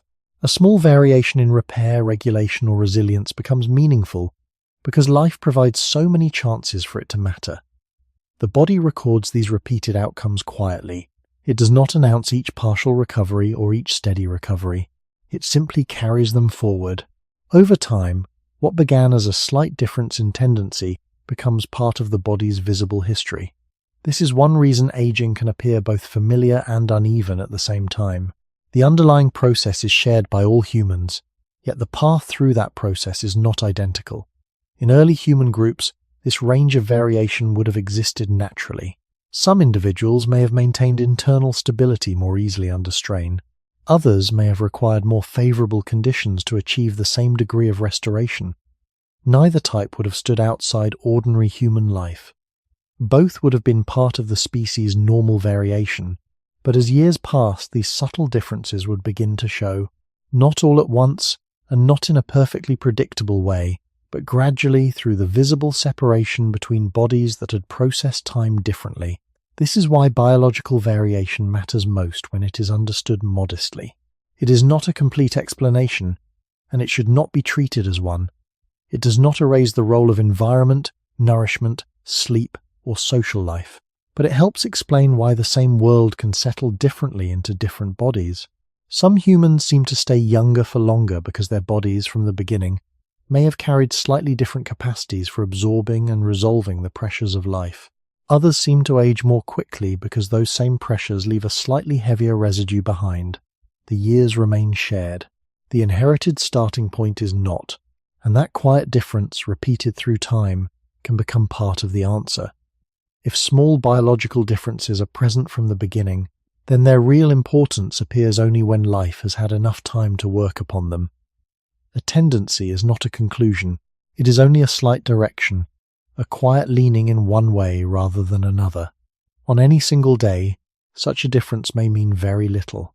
One body restores itself a little more easily after effort. Another body takes a little longer to return to balance. One remains steadier through cold, hunger, or interrupted sleep. Another shifts more under the same conditions. None of this decides a life in advance. The body is too complex for that, and human life is too varied. But what a tendency can do is shape the outcome of repetition, and repetition is one of the deepest forces in the story of aging. In the long history of our species, life was not made of singular events alone. It was made of recurring demands. The body met nights of imperfect rest, days of movement, stretches of uncertainty, and periods of recovery again and again. Under such repetition, even a small inborn difference could begin to matter more. A body that regains equilibrium a little more completely after each challenge may, over many years, carry forward less residue from strain. A body that does the same work with slightly more cost may continue to survive, continue to function, and even appear stable for a long time, yet still accumulate small amounts of unresolved imbalance. These differences are not dramatic enough to be seen in a short span.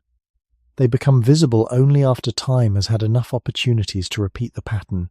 This is why the role of biological variation must be understood with care. It is not fate, and it is not a simple key that unlocks the whole question. It does not tell us exactly who will age faster or slower, and it does not erase the importance of food, sleep, environment, or social protection. What it does is help explain why two people exposed to broadly similar conditions may still diverge gradually. Their bodies are not identical instruments receiving the same world in the same way. They begin with slightly different capacities, slightly different sensitivities, slightly different rhythms of recovery and regulation. These differences may be modest, but life provides thousands of moments in which modest differences can add up. In early human groups, this would have been entirely ordinary. Variation within the species was not an exception. It was part of how human populations functioned. Some individuals may have remained steadier across repeated strain. Others may have required more favorable conditions to restore themselves equally well. Neither path would have stood outside the normal range of human life. But as years passed, the body would quietly record which path it had been following. that record would not appear as a list of events. It would appear as the condition of the body itself, how it held its structure, how fully it recovered, how much strain it seemed able to absorb without visibly changing. By later life, what began as a slight difference in tendency could become part of a much larger visible difference. This is one reason the unevenness of aging can feel both surprising and familiar at the same time. We recognize the process, because all humans age, but we also recognize the divergence, because no two bodies move through that process in exactly the same way. Some seem to preserve vitality longer, not because they were untouched by hardship, but because their bodies may have resolved hardship with slightly greater steadiness across many years. Others seem to change more quickly, not because they were weak in any simple sense, but because the same years left a slightly heavier residue behind. When we place this idea beside everything that came before, the picture becomes clearer. Aging is not driven by one force. It is the long result of interaction. The environment asks something. Food answers imperfectly or well. Sleep completes or interrupts repair. Vigilance alters the body's internal climate. And beneath all of this, the body itself begins from a slightly different place in each human life. That beginning does not command the ending, but it shapes the road between them. Some humans stay young longer, while others age more quickly, because the same world passes through different bodies, and no body receives it in exactly the same way from the start. If some differences in aging begin with the body's built-in tendencies, another set of differences may emerge from what the body quietly carries after illness, irritation, or incomplete healing. The body does not simply recover, or fail to recover in a perfect and total way. Very often, it continues after disruption, holding together well enough to function, while still carrying a small residue of what happened before. This residue is not always visible. It may not even be felt clearly in the moment, but over time, repeated episodes of strain, infection, injury, or low-level inflammation can begin to shape how the body changes with age. They become part of the long record the body keeps beneath the surface, influencing how easily balance is restored and how much wear remains after each challenge. In the deep history of our species, this would have mattered greatly. Human life unfolded in environments where cuts, bruises, infections, parasites, smoke exposure, cold stress, digestive illness, and repeated physical strain were not unusual interruptions, but ordinary possibilities. Most of these would not have ended life immediately. Many would have resolved at least partly. But partial resolution is not the same as complete restoration. A body can survive an infection and still carry a changed internal condition afterward. It can heal a wound and still spend resources that are no longer available for other forms of repair. It can endure repeated irritation and continue functioning, yet do so with a low, persistent cost. This is where the question of inflammation becomes relevant, not as a dramatic event, but as a slow background process. Inflammation, in its ordinary and useful form, is part of the body's response to harm. It helps contain damage and supports healing. Without it, the body would be far more vulnerable, but when inflammatory processes are repeated too often, prolonged unnecessarily, or not fully resolved, they may begin to contribute to the body's long-term wear rather than simply protecting it. This is not a matter of one major illness deciding a person's fate. It is a matter of repeated small burdens that leave behind slight traces. A chest irritated again and again by smoke, a gut repeatedly unsettled by poor food conditions or infection, a joint that heals but not quite back to its earlier state, a low-level infection that passes yet asks the body for days or weeks of energy and internal adjustment. Over years, these demands accumulate. Even within the same group, the burden would not be equal. One person might move through life with fewer infections, fewer injuries, or more complete recovery after each illness.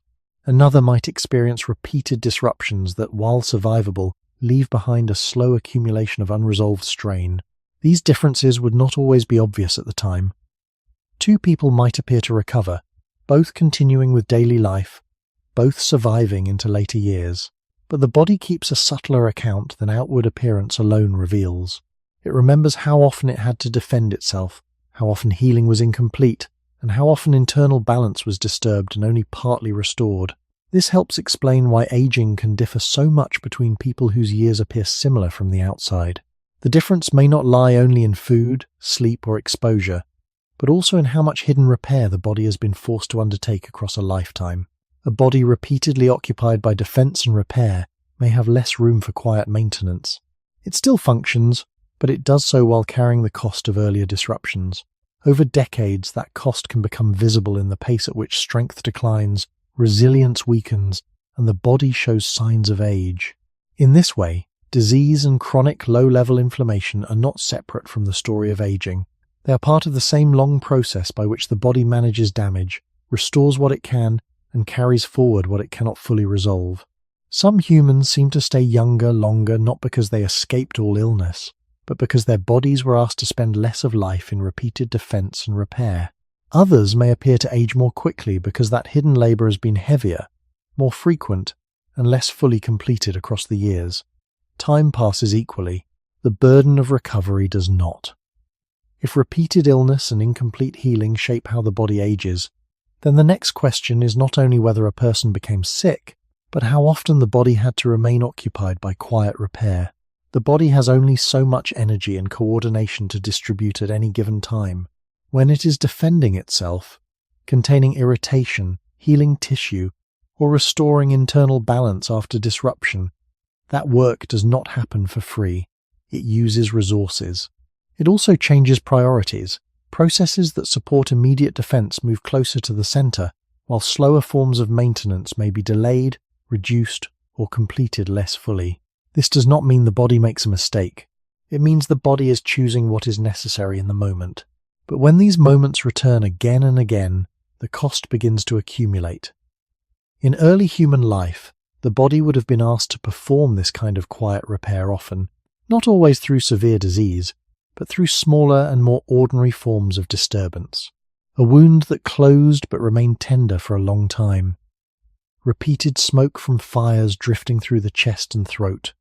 Water or food carrying organisms that unsettled the gut. Parasites that did not kill but weakened or irritated. Minor infections that passed, yet required days of internal defense. The body could survive these experiences, and very often it did. But survival is not identical to full restoration. A body may continue functioning while still carrying the cost of what it has recently endured.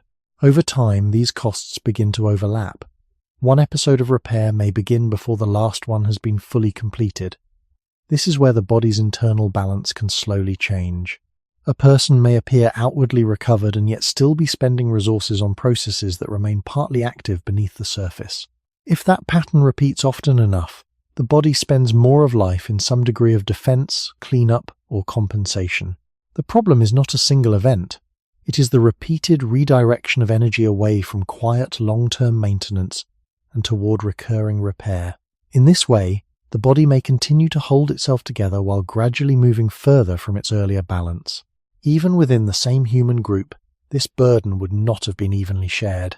One person might avoid repeated gut illness, heal more fully after minor injuries, or live in slightly cleaner or drier conditions that reduce irritation.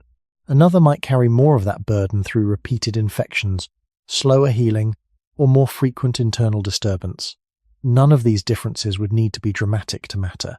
The body responds to repetition, and repetition turns small burdens into long-term influence. Over many years, a person whose body has spent more time in quiet repair may show earlier signs of aging not because the body failed, but because it was forced to devote more of life to defense and less to restoration. This helps explain why chronic low-level inflammation matters in the story of aging. It is not always a loud or visible process.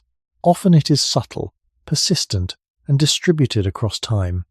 A body that repeatedly enters inflammatory states, even mild ones, is repeatedly asked to manage damage, irritation, or invasion. That effort is useful in the short term, but if it becomes too frequent or too prolonged, it may slowly contribute to wear.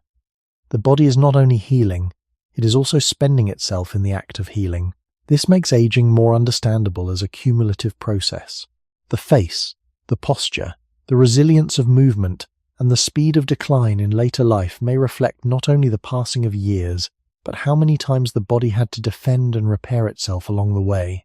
Some humans may seem to stay younger longer because their bodies were less often pulled into repeated internal repair.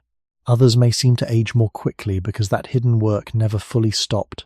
The years may match, The internal burden carried through those years does not. Aging, then, includes not only the marks left by time, but the marks left by how often the body had to interrupt ordinary maintenance in order to keep itself safe enough to continue. If repeated illness, irritation, and incomplete healing become part of the body's long history, then their full meaning appears only across time. The body does not separate one episode neatly from the next. It carries forward what has not been fully resolved, and that unresolved remainder becomes part of the condition from which the next challenge begins. This is why the burden of disease is not measured only by whether a person survives. Survival is only the most visible threshold. Beneath it lies a quieter question. How much of the body had to be spent in order to survive, and how much of that expenditure was ever fully restored? Over many years, that question begins to matter more and more, because aging is not only about what the body has endured, but about how much of each disruption it has been forced to carry into the future. In the deep history of our species, this would have been a constant reality. A body might recover from an infection, yet remain slightly weakened for a time. It might close a wound, yet continue to allocate energy to healing long after the surface appeared repaired.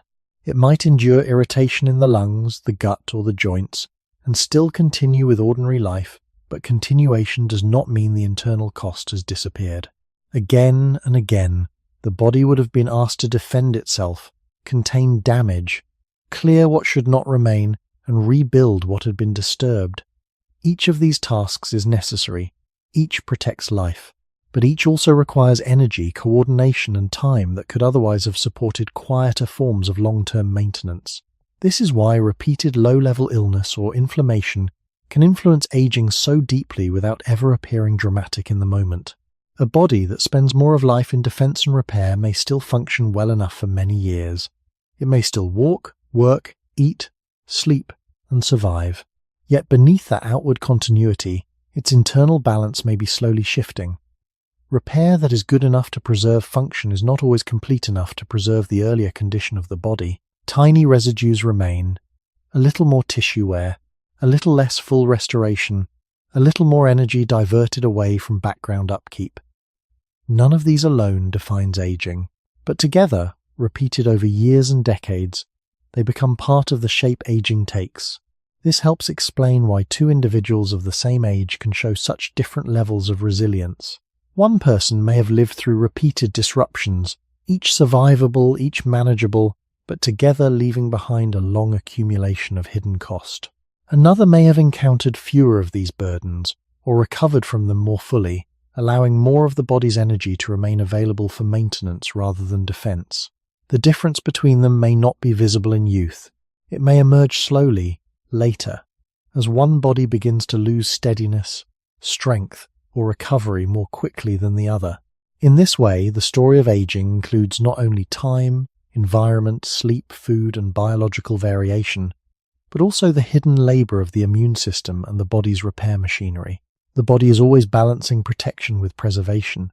It must answer threats in the present, even if doing so leaves less for the future. Some lives require more of that answering than others. Some bodies spend more years quietly occupied by defense, healing, and compensation. That difference does not always announce itself early, but it becomes visible in the long run. The lines of the face, the speed of fatigue, the ability to recover from strain in later life may all reflect how much unseen repair has already taken place. Some humans seem to stay younger longer because their bodies have had more space for quiet maintenance and less need for repeated internal defense. Others seem to age more quickly because the hidden work of healing has claimed a larger share of their years.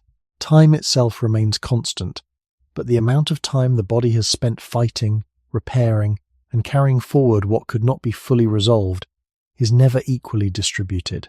If the body is shaped by environment, food, sleep, vigilance, biological variation, and the burden of repair, then there is still another layer that quietly influences how all of these are distributed.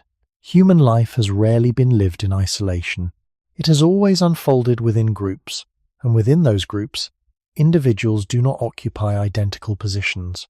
Even when the environment is shared, the experience of that environment is filtered through social structure, through roles, responsibilities, and access to protection. These differences are not always obvious, and they are not always formal, but they influence how much strain the body must carry and how much support it receives in return.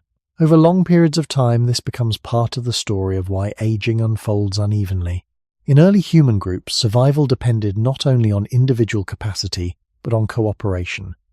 Tasks were divided, movement was coordinated, and resources were shared.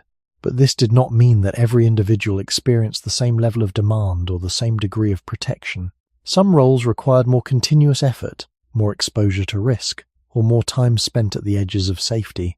Others may have allowed slightly more rest, more consistent access to food, or more protection from environmental strain. These differences did not need to be large to matter. The body responds to repeated patterns, and even a small difference in daily burden, repeated across years, becomes a meaningful divergence. A person who spends more time carrying, walking, lifting, or remaining alert at the boundaries of the group may accumulate strain more quickly than someone whose role allows more frequent periods of recovery.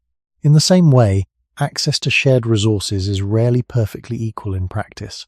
Even in cooperative groups, small differences can arise. One individual may eat slightly earlier or more consistently, another may receive less during periods of scarcity. One may sleep in a position that offers more protection, another in a place where rest is more easily disturbed. These differences are not always intentional.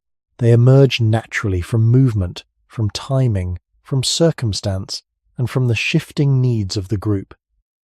Yet the body records them all.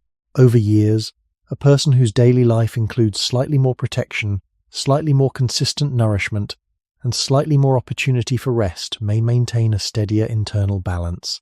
Another whose life includes slightly more exposure, more frequent interruption, or more continuous demand may carry forward small amounts of unresolved strain. This does not create immediate separation. It builds slowly, through repetition. By later life, the difference becomes visible. The body that has been asked to give more and restore less may show earlier signs of wear, while the body that has been allowed more consistent recovery may retain its resilience for longer. This is not a matter of fairness or intention. It is a reflection of how human life is organized. The group supports survival, but within that support, variation remains. Each individual moves through the shared world in a slightly different way, and the body reflects that difference over time. This helps explain why aging cannot be understood only through biology or environment alone. Social structure shapes how those forces are experienced. It determines who carries more of the burden, who receives more of the support, and how evenly the conditions of life are distributed. When we look at two people of the same age, the difference between them may include this long history of how their place within a group shaped their daily experience. One may have lived closer to protection, another closer to demand. The years are the same, but the balance between effort and support within those years is not. Aging, then, reflects not only what the body is and what the world provides, but also how each person has been positioned within that world, and how that position has quietly shaped the way time settles into the body. If social structure shapes how much strain a person carries, then it also shapes something even quieter, how often the body is allowed to stop carrying strain for a while. The difference between individuals is not only found in who does more work or faces more danger, it is also found in who is buffered from continuous demand, who receives help at crucial moments, and who can return more fully to recovery because others temporarily absorb part of the burden. Human life has long depended on shared effort, but shared effort does not mean identical experience. Within any group, support is unevenly timed, unevenly felt, and unevenly translated into the body. One person may be able to rest because someone else remains alert. One may eat because another gathered more. One may recover from weakness because the group carries them through a difficult period. Another may remain more exposed to interruption, more responsible for immediate tasks, or more often placed where demand arrives before recovery is complete. Over many years, these small social differences can leave marks as real as climate or hunger. In the deep history of our species, no person survived by body alone. Survival was often distributed through relationships, proximity to others, access to care, sharing of food, protection during illness, and relief from effort at certain moments. A body that receives such support is not simply comforted. It is given a different pattern of restoration.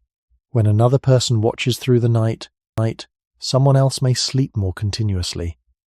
When food is shared during weakness, the body may avoid a deeper deficit. When injury is followed by help instead of immediate full effort, healing may proceed more completely. These are not dramatic miracles. They are modest shifts in the conditions of recovery, but the body is deeply responsive to modest shifts when they repeat over time. In this way, social protection becomes biological protection. It does not erase hardship, but it can soften how directly hardship reaches the body. Even within the same group, individuals would not have received exactly the same amount of buffering. Some may have stood closer to the center of care, perhaps through kinship, usefulness, age, experience, or simple circumstance. Others may have remained more exposed to the raw edge of daily demands. One person might be more likely to receive food first during a difficult stretch, another more likely to continue working while tired. One might rest in a slightly safer place, another at the edge of cold, noise, or interruption. These are not necessarily fixed categories, and they need not be severe to matter. The body does not require dramatic inequality to record a difference. A slight increase in protection, repeated across years, can preserve more balance. A slight increase in burden, repeated across the same years, can gradually accelerate wear. This helps explain why aging is also social in its pattern. Even when its signs appear in flesh and bone, the body does not know only temperature, illness, food, and sleep. It also knows whether help comes when needed, whether recovery is interrupted by obligation, whether weakness is met with protection or with more demand. A person whose life includes more timely support may spend less time in unfinished recovery. A person whose life includes less support may spend more years functioning through partial restoration, carrying forward what was never fully resolved. By later life, this difference becomes visible. It appears in resilience, in the pace of fatigue, in the steadiness of movement, and in how much vitality remains after decades of similar calendar years. When we ask why some humans stay younger longer while others age more quickly, we are not only asking about the body in isolation. We are also asking about the pattern of help and burden surrounding that body from the beginning. Time passes through groups as well as individuals, and the body, quiet as it seems, records not only what the world demanded, but also how much of that demand it had to bear alone. If social life helps determine how much strain reaches the body and how much support softens that strain, then the deeper point is this.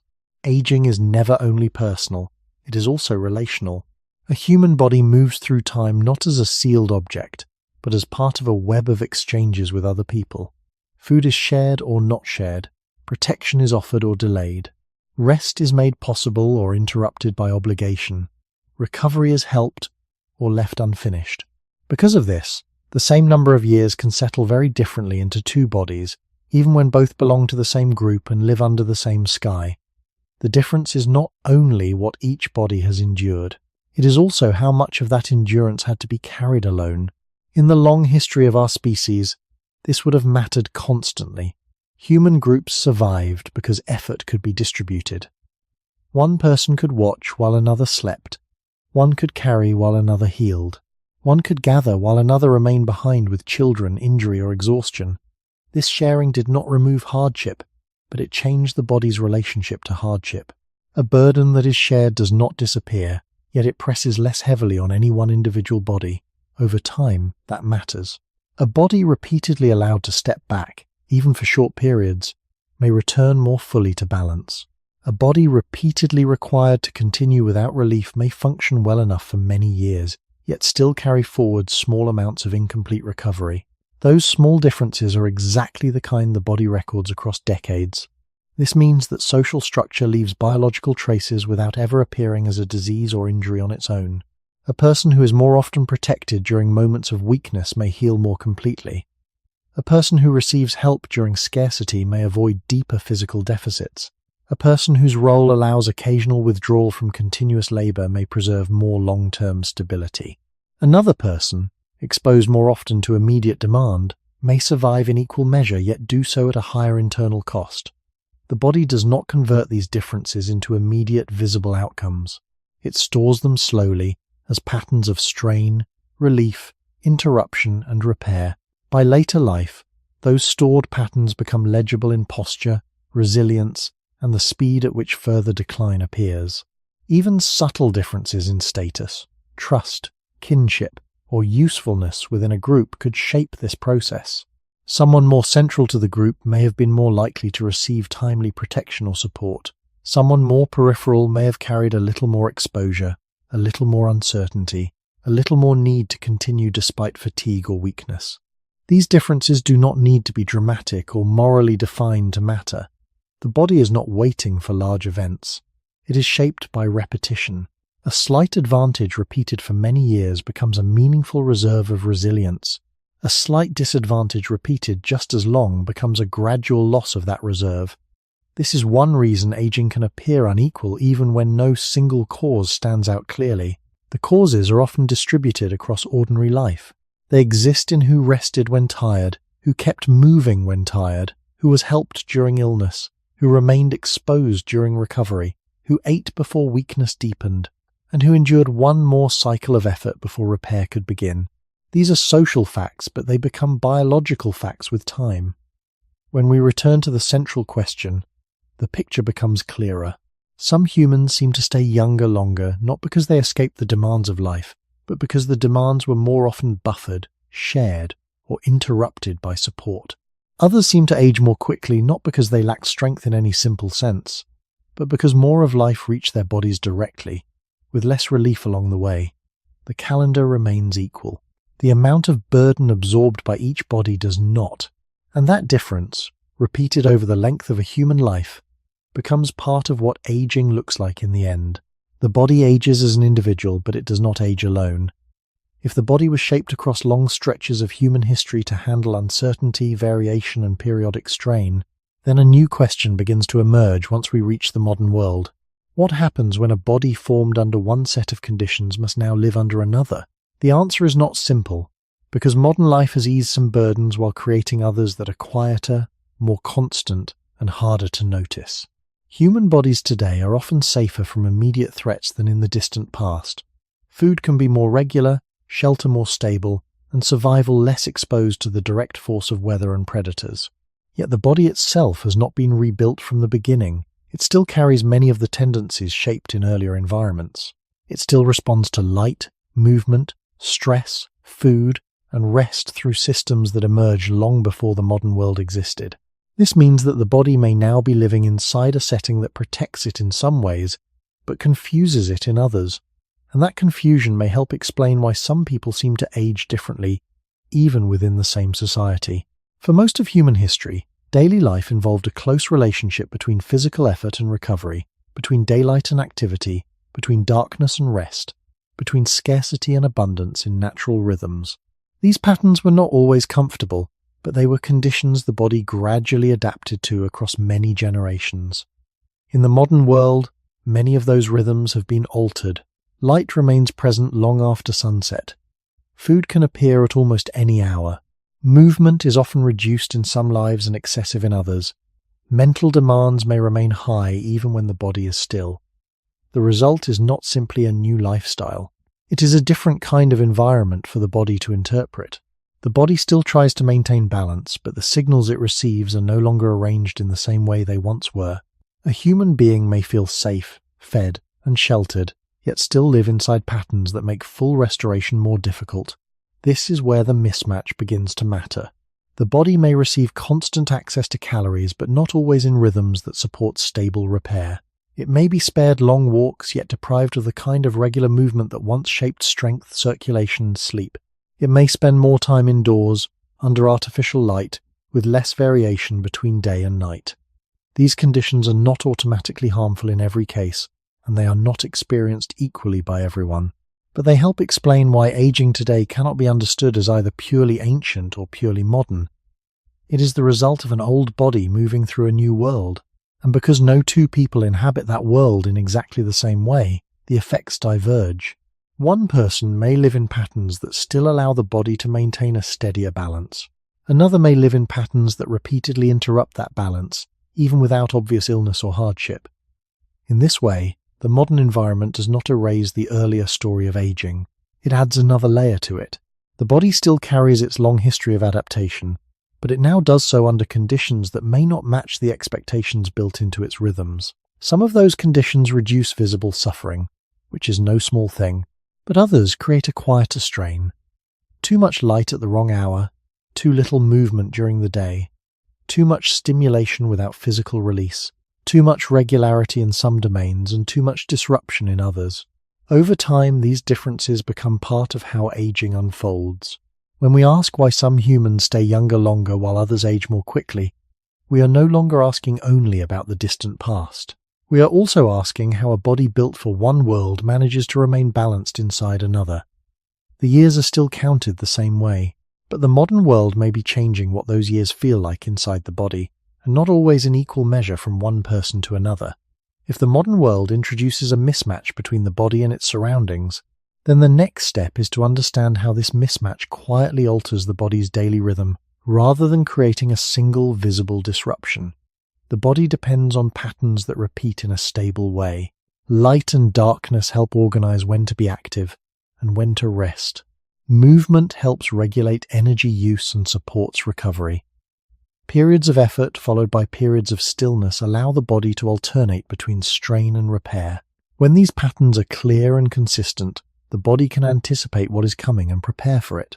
When they become irregular, overlapping, or extended beyond their natural range, the body must adjust continuously without reaching a stable rhythm. Over time, this constant adjustment can influence how fully the body restores itself.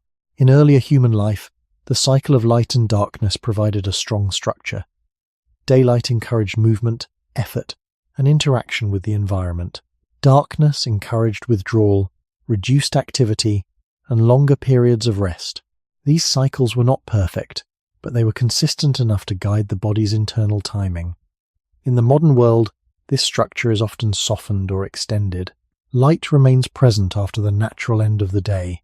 Activity can continue late into the night, not because the environment demands it, but because it is possible. The body receives signals that do not fully match its older rhythms. It may remain active when it would once have begun to slow, and it may attempt to rest when internal systems are not yet fully aligned with sleep.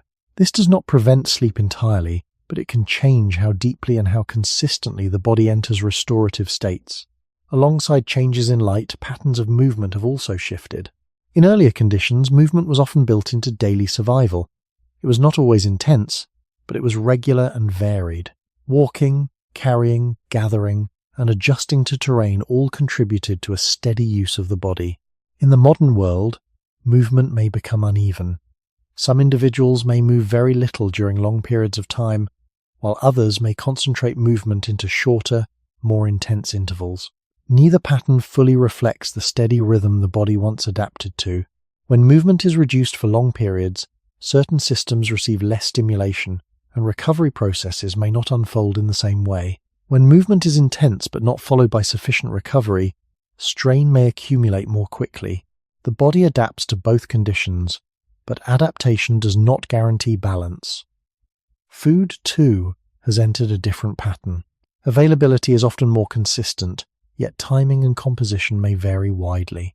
The body may receive nourishment at hours that do not align with its internal cycles, or in amounts that do not match immediate need. This is not a question of abundance alone, but of rhythm. The body is prepared to process intake within certain patterns. When those patterns become irregular, it must adjust continuously, sometimes storing, sometimes compensating, and sometimes operating in a state where balance is harder to maintain. These changes do not affect every person in the same way. One individual may live in a pattern that still preserves some alignment between light, movement, food, and rest. Another may experience more fragmentation, with activity extending late, movement reduced or uneven, and recovery interrupted. Over years, these differences shape how the body carries time. They do not produce immediate or dramatic outcomes, but they influence the depth and consistency of restoration. This is how the modern mismatch becomes part of the story of aging. It is not a single cause, and it is not always visible in the short term. It is a pattern of slight misalignment repeated across many days. A body that more often returns to a stable rhythm may maintain balance more effectively. A body that remains in continuous adjustment may carry forward small amounts of unresolved strain. When we look at two people of the same age today, The difference between them may include how closely their daily patterns align with the deeper rhythms the body still carries from its past. The years are shared, but the degree of alignment within those years is not. Aging, then, reflects not only what the body has experienced, but how well its internal timing has been allowed to settle into a rhythm that supports full restoration rather than continuous adjustment. If modern life places an ancient body inside new rhythms, then the deepest consequence may be this. Many people now age inside conditions that no longer arrive as clear hardship, yet still ask the body to live slightly out of tune with itself. This matters because the body does not need visible suffering in order to lose balance. It only needs repeated misalignment, a little too much light at the wrong hour, a little too little movement across too many days, too much sitting while the mind remains active, food arriving when the body is not fully prepared for it, or rest beginning after the body has already been kept alert beyond its natural timing. None of these conditions need to be extreme to matter. The body is shaped by repetition, and modern life often repeats small forms of mismatch with remarkable consistency. In the long history of our species, difficulty was often obvious. Cold was felt as cold. Hunger was felt as hunger. Distance was walked with the whole body. Night arrived and narrowed the range of activity. In the modern world, many burdens are softer in appearance, yet more constant in their pattern. The body may remain indoors, warm, fed, and protected, while still receiving signals that do not fit well together. The eyes see light late into the evening. The mind receives stimulation after dark. The body remains still for long stretches while internal systems remain active. Rest may begin in a state of mental continuation rather than physical completion. This does not resemble prehistoric hardship, but it still alters how the body organizes repair. The body is not confused in a dramatic sense. It continues, as it always does, but it continues while making repeated adjustments to conditions it was not shaped to expect in such persistent forms. This is where modern mismatch becomes part of aging. It does not always wound the body directly. Often it works by interfering with completion. Rest begins, but not at the strongest moment for rest. Food is available, but not always within the clearest rhythm of demand and replenishment. Movement happens, but not always in the steady pattern that helps regulate sleep, circulation, and recovery. The body compensates, but compensation is not the same as full alignment. Over years, this distinction grows larger. Some individuals may live in a way that preserves more alignment despite the modern setting. They may move regularly, sleep in a steadier rhythm, experience clearer transitions between activity and rest, and protect their internal timing more often. Others may live within greater fragmentation, where light extends too late, movement is compressed or absent, recovery is delayed, and daily rhythms remain inconsistent. Both groups share the same century, the same broad world, and often even the same calendar age. Yet the body does not respond only to shared history. It responds to lived pattern, and lived pattern is where aging begins to separate. This is why the modern world can produce different speeds of aging without requiring dramatic illness or obvious deprivation. A body may be living in comfort and still be living in slight mismatch. Another may be living under similar external conditions while maintaining deeper internal rhythm. The visible result can appear years later in energy, resilience, skin, posture, recovery, and the general sense that one body is carrying time more lightly than another. The cause is not one thing. It is the long accumulation of whether the body has been allowed to remain in conversation with rhythms it still understands, or whether it has been asked, day after day, to improvise inside an environment that no longer speaks its original language clearly. When we return to the central question, this layer changes the tone of the answer. Some humans seem to stay younger longer, not because they live outside modern life, but because their bodies more often remain aligned within it. Others seem to age more quickly because the small frictions of modern mismatch repeat too often for full restoration to keep pace. The years remain equal, but the degree of harmony between body and world does not.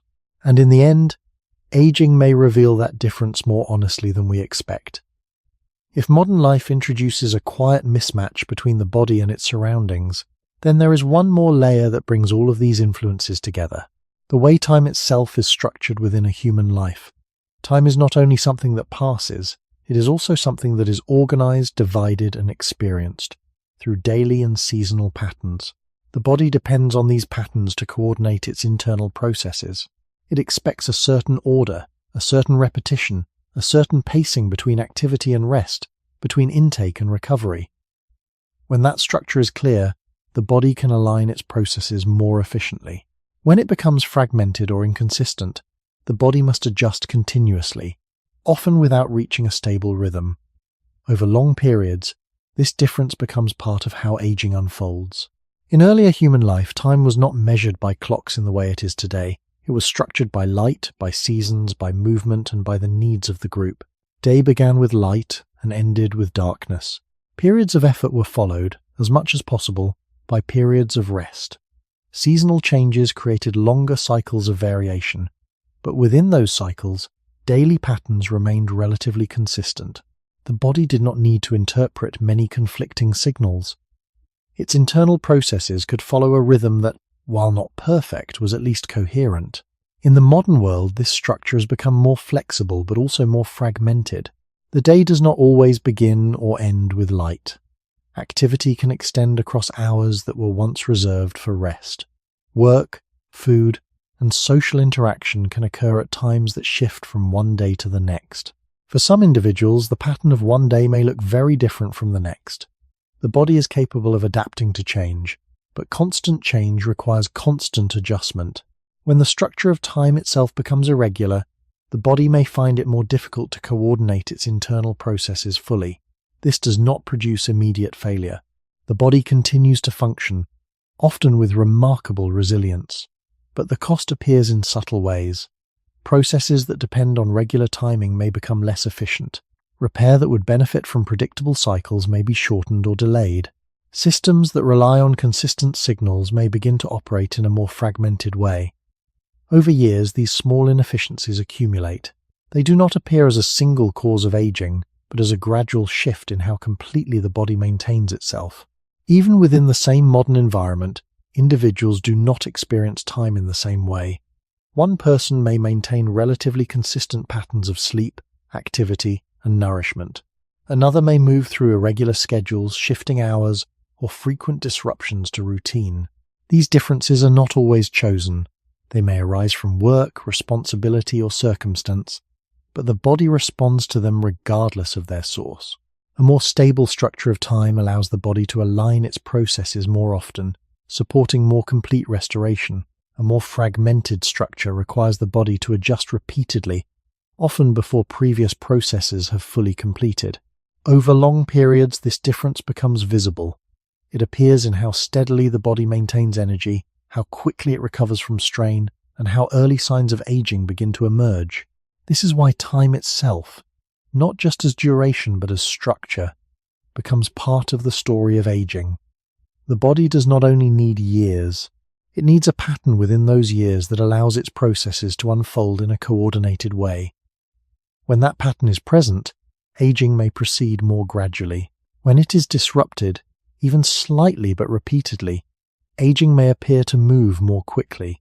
When we look at two people of the same age, the difference between them may include not only what they have experienced, but how their time has been organized across their lives.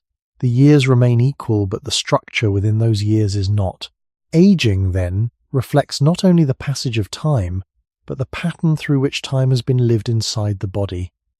If the structure of time shapes how the body organizes its internal work, then the next layer is how consistently that structure is repeated across days, weeks, and years. The body does not only respond to patterns, it learns from them. When a rhythm is repeated in a stable way, the body begins to anticipate it. It prepares for activity before it begins. It prepares for rest before it arrives. It aligns digestion, repair, and energy use with expected moments in the day. This anticipation reduces the effort required to maintain balance.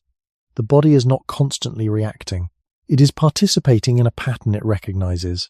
When the rhythm becomes irregular, this anticipation weakens. The body must respond in the moment, adjusting again and again, often without the benefit of preparation. Over time, this repeated adjustment can influence how completely the body restores itself. In earlier human life, even though conditions were not always comfortable or predictable, certain rhythms were still repeated with enough consistency to guide the body. Light and darkness followed a reliable sequence. Activity was generally concentrated during daylight. Periods of rest, even if interrupted, were still anchored within the night. Food, though uncertain in quantity, often followed the availability of effort and success. Movement, though varied, was part of daily survival. These patterns did not create perfect balance, but they created a recognizable structure. The body could adjust within that structure and still maintain a sense of timing that supported its internal processes.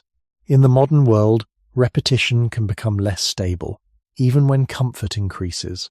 A person may sleep at different hours from one day to the next. Work may shift across mornings, evenings, or nights. Food may be consumed at inconsistent times.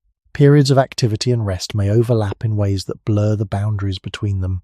The body can adapt to these conditions, but adaptation requires effort.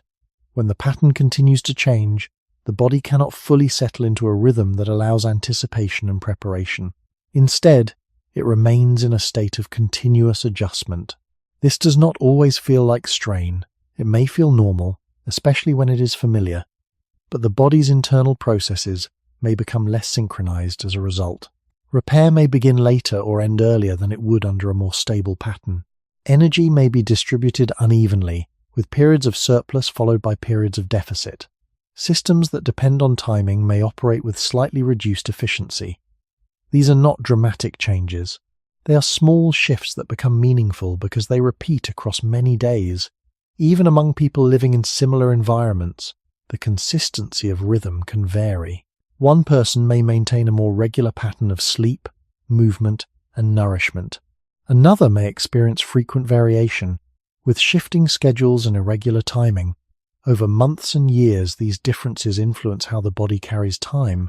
A more consistent rhythm allows processes to complete more often. A less consistent rhythm may leave more processes partially finished, carried forward into the next cycle. This is where aging becomes connected to the predictability of life, not in a strict or rigid sense, but in a functional one. The body does not require perfection. It does not need every day to be identical, but it benefits from enough repetition that it can organize its internal work with less effort and more completion. When that repetition is present, restoration may be more complete. When it is absent, even slightly but persistently, restoration may remain partial more often. Over years, the difference between completion and partial completion becomes visible. This helps explain why two individuals of the same age may differ in how they feel, how they recover, and how their bodies show signs of aging. The difference may lie not only in what they have experienced, but in how regularly their lives have allowed the body to anticipate, prepare, and complete its cycles. Time continues to pass in equal measure, but the way time repeats, or fails to repeat, shapes how the body receives it. Aging, in this sense, reflects not only duration, but the degree to which life has been lived in patterns that the body can follow and fulfill, rather than continually adjust to without completion. If the structure of time and the stability of repetition shape how fully the body can restore itself, then the final point is this. Aging is influenced not only by what happens to the body, but by whether the body has been allowed to live inside a rhythm it can complete. A human life is made of cycles.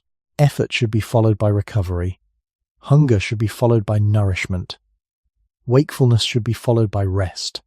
Tension should be followed by release. When these cycles are clear enough and stable enough, the body can move through them with a certain coherence. It spends, then restores. It responds, then settles. It is challenged, then returns toward balance. But when these cycles are repeatedly broken, overlapped, delayed, or rearranged, the body does not stop functioning. It continues, because that is what the body does. Yet it continues with more unfinished processes carried forward from one day into the next. Over time, those unfinished processes become part of the condition we recognize as aging. In the long history of our species, life was often difficult, but difficulty did not always mean fragmentation. Many pressures were real and immediate, yet they were still embedded in rhythms the body could recognize. Day moved toward night. Activity moved toward rest. Seasonal change altered conditions, but it did so within recurring patterns. The body was shaped inside a world where challenge existed, but challenge was still connected to a broader order. In much of modern life, the problem is often not only pressure, but disordered sequence. Activity continues too long into the hours of rest. Food appears without a clear relation to effort or timing. Sleep begins at shifting hours. Recovery is attempted inside a life that keeps asking for alertness, stimulation, or change. The body adapts, but adaptation to disorder is not the same as restoration within order. This distinction is quiet, yet it matters. A body that lives inside more coherent cycles may still face hardship, but it has more opportunities to complete the movement from strain to repair. A body that lives inside fragmented cycles may have comfort, shelter, and food, yet still be required to carry incompletion forward. The difference between these two conditions is not always visible in the short term. It becomes visible only after years have passed and the body has accumulated the effects of either completion or interruption. One person may have lived a life in which the body could more often finish what it began, finish its descent into rest, finish its cycles of repair, finish its return from effort into recovery. Another may have lived in a way where these processes were repeatedly cut short, delayed, or layered over one another. Both individuals grow older in years, but the body of the first may preserve more steadiness because its cycles more often reach completion, while the body of the second may age more quickly because too much has remained unresolved for too long. This is why the organization of time matters so deeply. It is not a minor background detail. It is one of the forms through which life enters the body. A stable pattern gives the body a chance to anticipate, coordinate, and restore. A fragmented pattern requires repeated improvisation, and improvisation always carries a cost when it becomes the normal condition of daily life.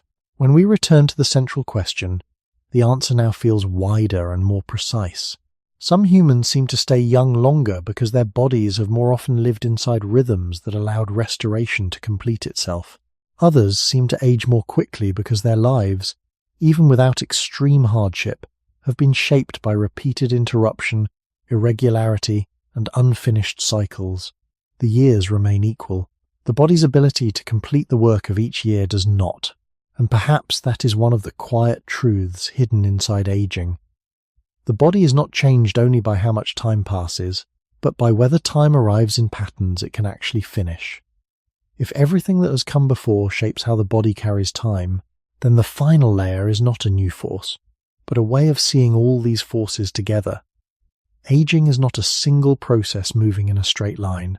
It is the result of many processes unfolding at once, sometimes in harmony, sometimes in tension. The body is always balancing between what it must spend to continue and what it is able to restore in return. When that balance holds, even imperfectly, the body may appear to move through time more slowly. When that balance is disturbed repeatedly, even in small ways, the body may begin to change more quickly. The difference is not always visible in youth. It emerges gradually, as the accumulation of many small imbalances becomes harder to absorb. In the long history of our species, no life was free from demand. There was always effort, always uncertainty, always some degree of exposure to the environment. Yet the body was shaped within patterns that, while difficult, still allowed cycles of recovery to complete more often. In the modern world, many of those patterns have changed. Some forms of hardship have been reduced, but new forms of quiet strain have taken their place. The body still carries its older design, responding to light, movement, food, rest, and social connection in ways that were shaped over long periods of time. When these elements align well enough, the body can maintain a steadier condition across years. When they do not, even slightly but repeatedly, the body must work harder to maintain itself, and that work leaves traces. This is why aging appears uneven. It is not only because of large events or clear differences in lifestyle. It is also because of how often the body has been able to complete its cycles of repair, how often it has been interrupted, how often it has carried forward small amounts of unresolved strain. These differences are not always chosen. They emerge from environment, from biology, from social position, from daily rhythm, and from the quiet structure of time itself. Each layer adds something, and together they form the path the body follows as years pass. When we look at two people of the same age, the difference between them is not contained in a single explanation. It is the sum of many small histories, One body may have experienced slightly more alignment across its life, more consistent rhythms, more complete recovery, fewer repeated disruptions, or a starting point that allowed it to handle strain with slightly less cost. Another body may have moved through similar years while carrying slightly more burden at each stage, never enough to stop life, but enough to leave a trace that slowly accumulates. Over time, these traces become visible. They appear in how the body holds itself, how it responds to new strain, and how much of its earlier resilience remains. This understanding changes the question. Instead of asking only why some people age faster, we begin to see that aging is a reflection of how life has been lived through the body, not just how long that life has lasted. It is not a simple judgment of strength or weakness. It is the outcome of many interacting conditions, most of them quiet, most of them repeated, and most of them only visible after many years have passed. Some humans seem to stay younger longer, not because they have escaped time, but because their bodies have been able to keep pace with it, restoring enough at each step to remain balanced. Others seem to age more quickly because that balance has been harder to maintain, not through one single cause, but through many small, accumulating differences. And in the end, this leaves us with a quieter understanding. The body does not age only by counting years. It ages by recording how those years have unfolded within it. And if that is true, then the question may not be only why aging differs, but how much of what the body carries through time is ever fully completed, and how much is simply carried forward, unseen, into the years that follow. If aging is the result of many quiet processes unfolding together, then the meaning of staying young begins to shift. It is no longer something mysterious or rare. It does not belong to a single trait, a single habit, or a single moment in life. Instead, it reflects how often the body has been allowed to return to balance after being pushed away from it. Youth, in this sense, is not a fixed state that is either kept or lost all at once. It is a pattern of ongoing restoration that can be supported or interrupted across years. When restoration is repeated often enough and completed deeply enough, the body preserves more of its earlier condition. When restoration is repeatedly partial, delayed, or layered over by new demands, the body gradually carries more unfinished work forward. That difference, over time, becomes visible as different speeds of aging. In the deep history of our species, people did not speak about aging in this way. They observed strength, endurance, and decline, but they did not have a single framework to explain why one person changed sooner than another. Yet the underlying pattern was already there. Some individuals maintained steadiness longer. Others showed earlier signs of fatigue or reduced resilience. The difference was not always explained, but it was lived. Today, with a broader understanding of how the body functions, it becomes possible to see that these differences are not random. They emerge from the interaction between what the body experiences and how it is able to respond. A person whose life has included more opportunities for full recovery may appear to remain younger not because they avoided all strain, but because strain was more often followed by completion. Another person may age more quickly not because they faced a single overwhelming hardship, but because many smaller disruptions were never fully resolved. Over time, those unresolved pieces accumulate, shaping how the body changes. This perspective also changes how we think about control. Aging is not entirely controllable, and it is not entirely predetermined. It unfolds within a range of possibilities shaped by biology, environment, and circumstance. Some factors are beyond direct influence. The body's starting condition, early life environment, and many external conditions are not chosen. But within those limits, patterns still matter. The body responds to what is repeated. It responds to whether cycles are completed or interrupted. It responds to whether restoration is given enough space to occur. These responses do not create immediate transformation, but they shape the long path of aging in quiet ways. This is why two people living in the same time and place can still age differently. One may live in patterns that allow more completion, more alignment, and more consistent return to balance. Another may live in patterns where restoration is more often delayed, shortened, or overlapped by new demands. The difference between them is not always dramatic in any single year. It becomes clear only after many years have passed, and the body has accumulated the effects of either pattern. When we return to the central question, the answer now feels less like a single explanation and more like a gradual unfolding. Some humans stay young longer because their bodies have more often been able to finish the work required to maintain themselves. Others age more quickly because that work has been left unfinished too many times. The years remain equal, but the degree of completion within those years is not. And perhaps this leads to a quieter understanding of aging itself. It is not simply a decline, it is a record. It shows how the body has lived, how it has responded, and how often it has been allowed to return to itself. If we look closely, aging may be less about losing youth all at once, and more about how much of each day's work the body was ever able to complete before moving on to the next. And so the question returns in a quieter form than the one with which it began. Why do some humans stay young while others age quickly? After moving through environment, nourishment, sleep, vigilance, biology, illness, social protection, modern mismatch, and the hidden structure of time, the answer no longer points to a single cause. It points instead to a pattern. Human aging is uneven because human life is uneven. The body does not simply grow older by counting years. It grows older by carrying years, and no two bodies carry them in exactly the same way. Some lives ask for more constant adjustment. Some bodies begin with slightly different capacities for repair. Some people are buffered by protection, steadier rhythms, and more complete recovery. Others continue through years that leave more unfinished work behind. None of this needs to be dramatic in order to matter. The body is shaped most deeply by what repeats. That is why aging can seem slow for one person and fast for another, even when the difference cannot be explained by one visible event. The body is not recording only big hardships. It is recording patterns of completion and interruption, balance and imbalance, restoration and carryover. Over many years, these small records become visible. What appears on the face, in posture, in movement, in resilience, and in the pace of decline, is often the outer expression of a long internal history. This way of seeing aging also changes the emotional weight of the question. It becomes harder to think of faster aging as a simple failure, or slower aging as a simple victory. The body is not a machine following one flawless plan.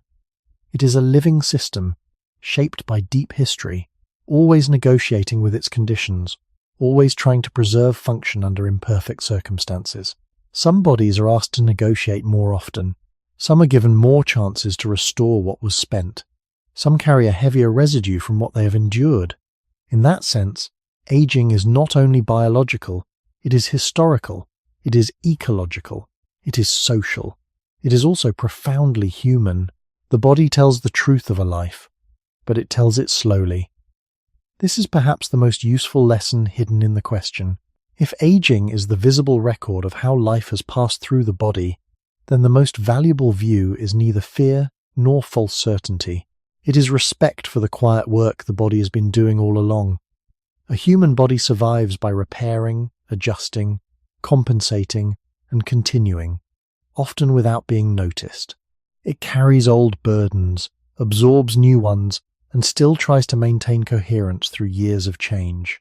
To understand aging in this way is to see more clearly that youth is not simply something possessed, and age is not simply something that arrives. Both are shaped by long patterns of response, and those patterns remind us that the body is always in relationship with the world around it. This is where the educational meaning of the whole journey rests. Human beings do not age at different speeds because one universal law breaks for some people and holds for others. They age differently because life itself is distributed unevenly through bodies.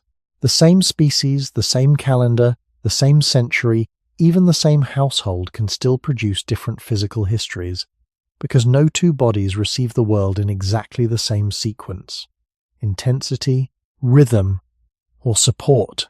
That truth does not give us a perfect answer, but it gives us a more honest one. It replaces oversimplified explanations with a deeper form of understanding. And perhaps, in the end, that is enough. To see aging not as a mystery caused by one hidden switch, but as the long visible surface of countless quiet negotiations between body, time, and world.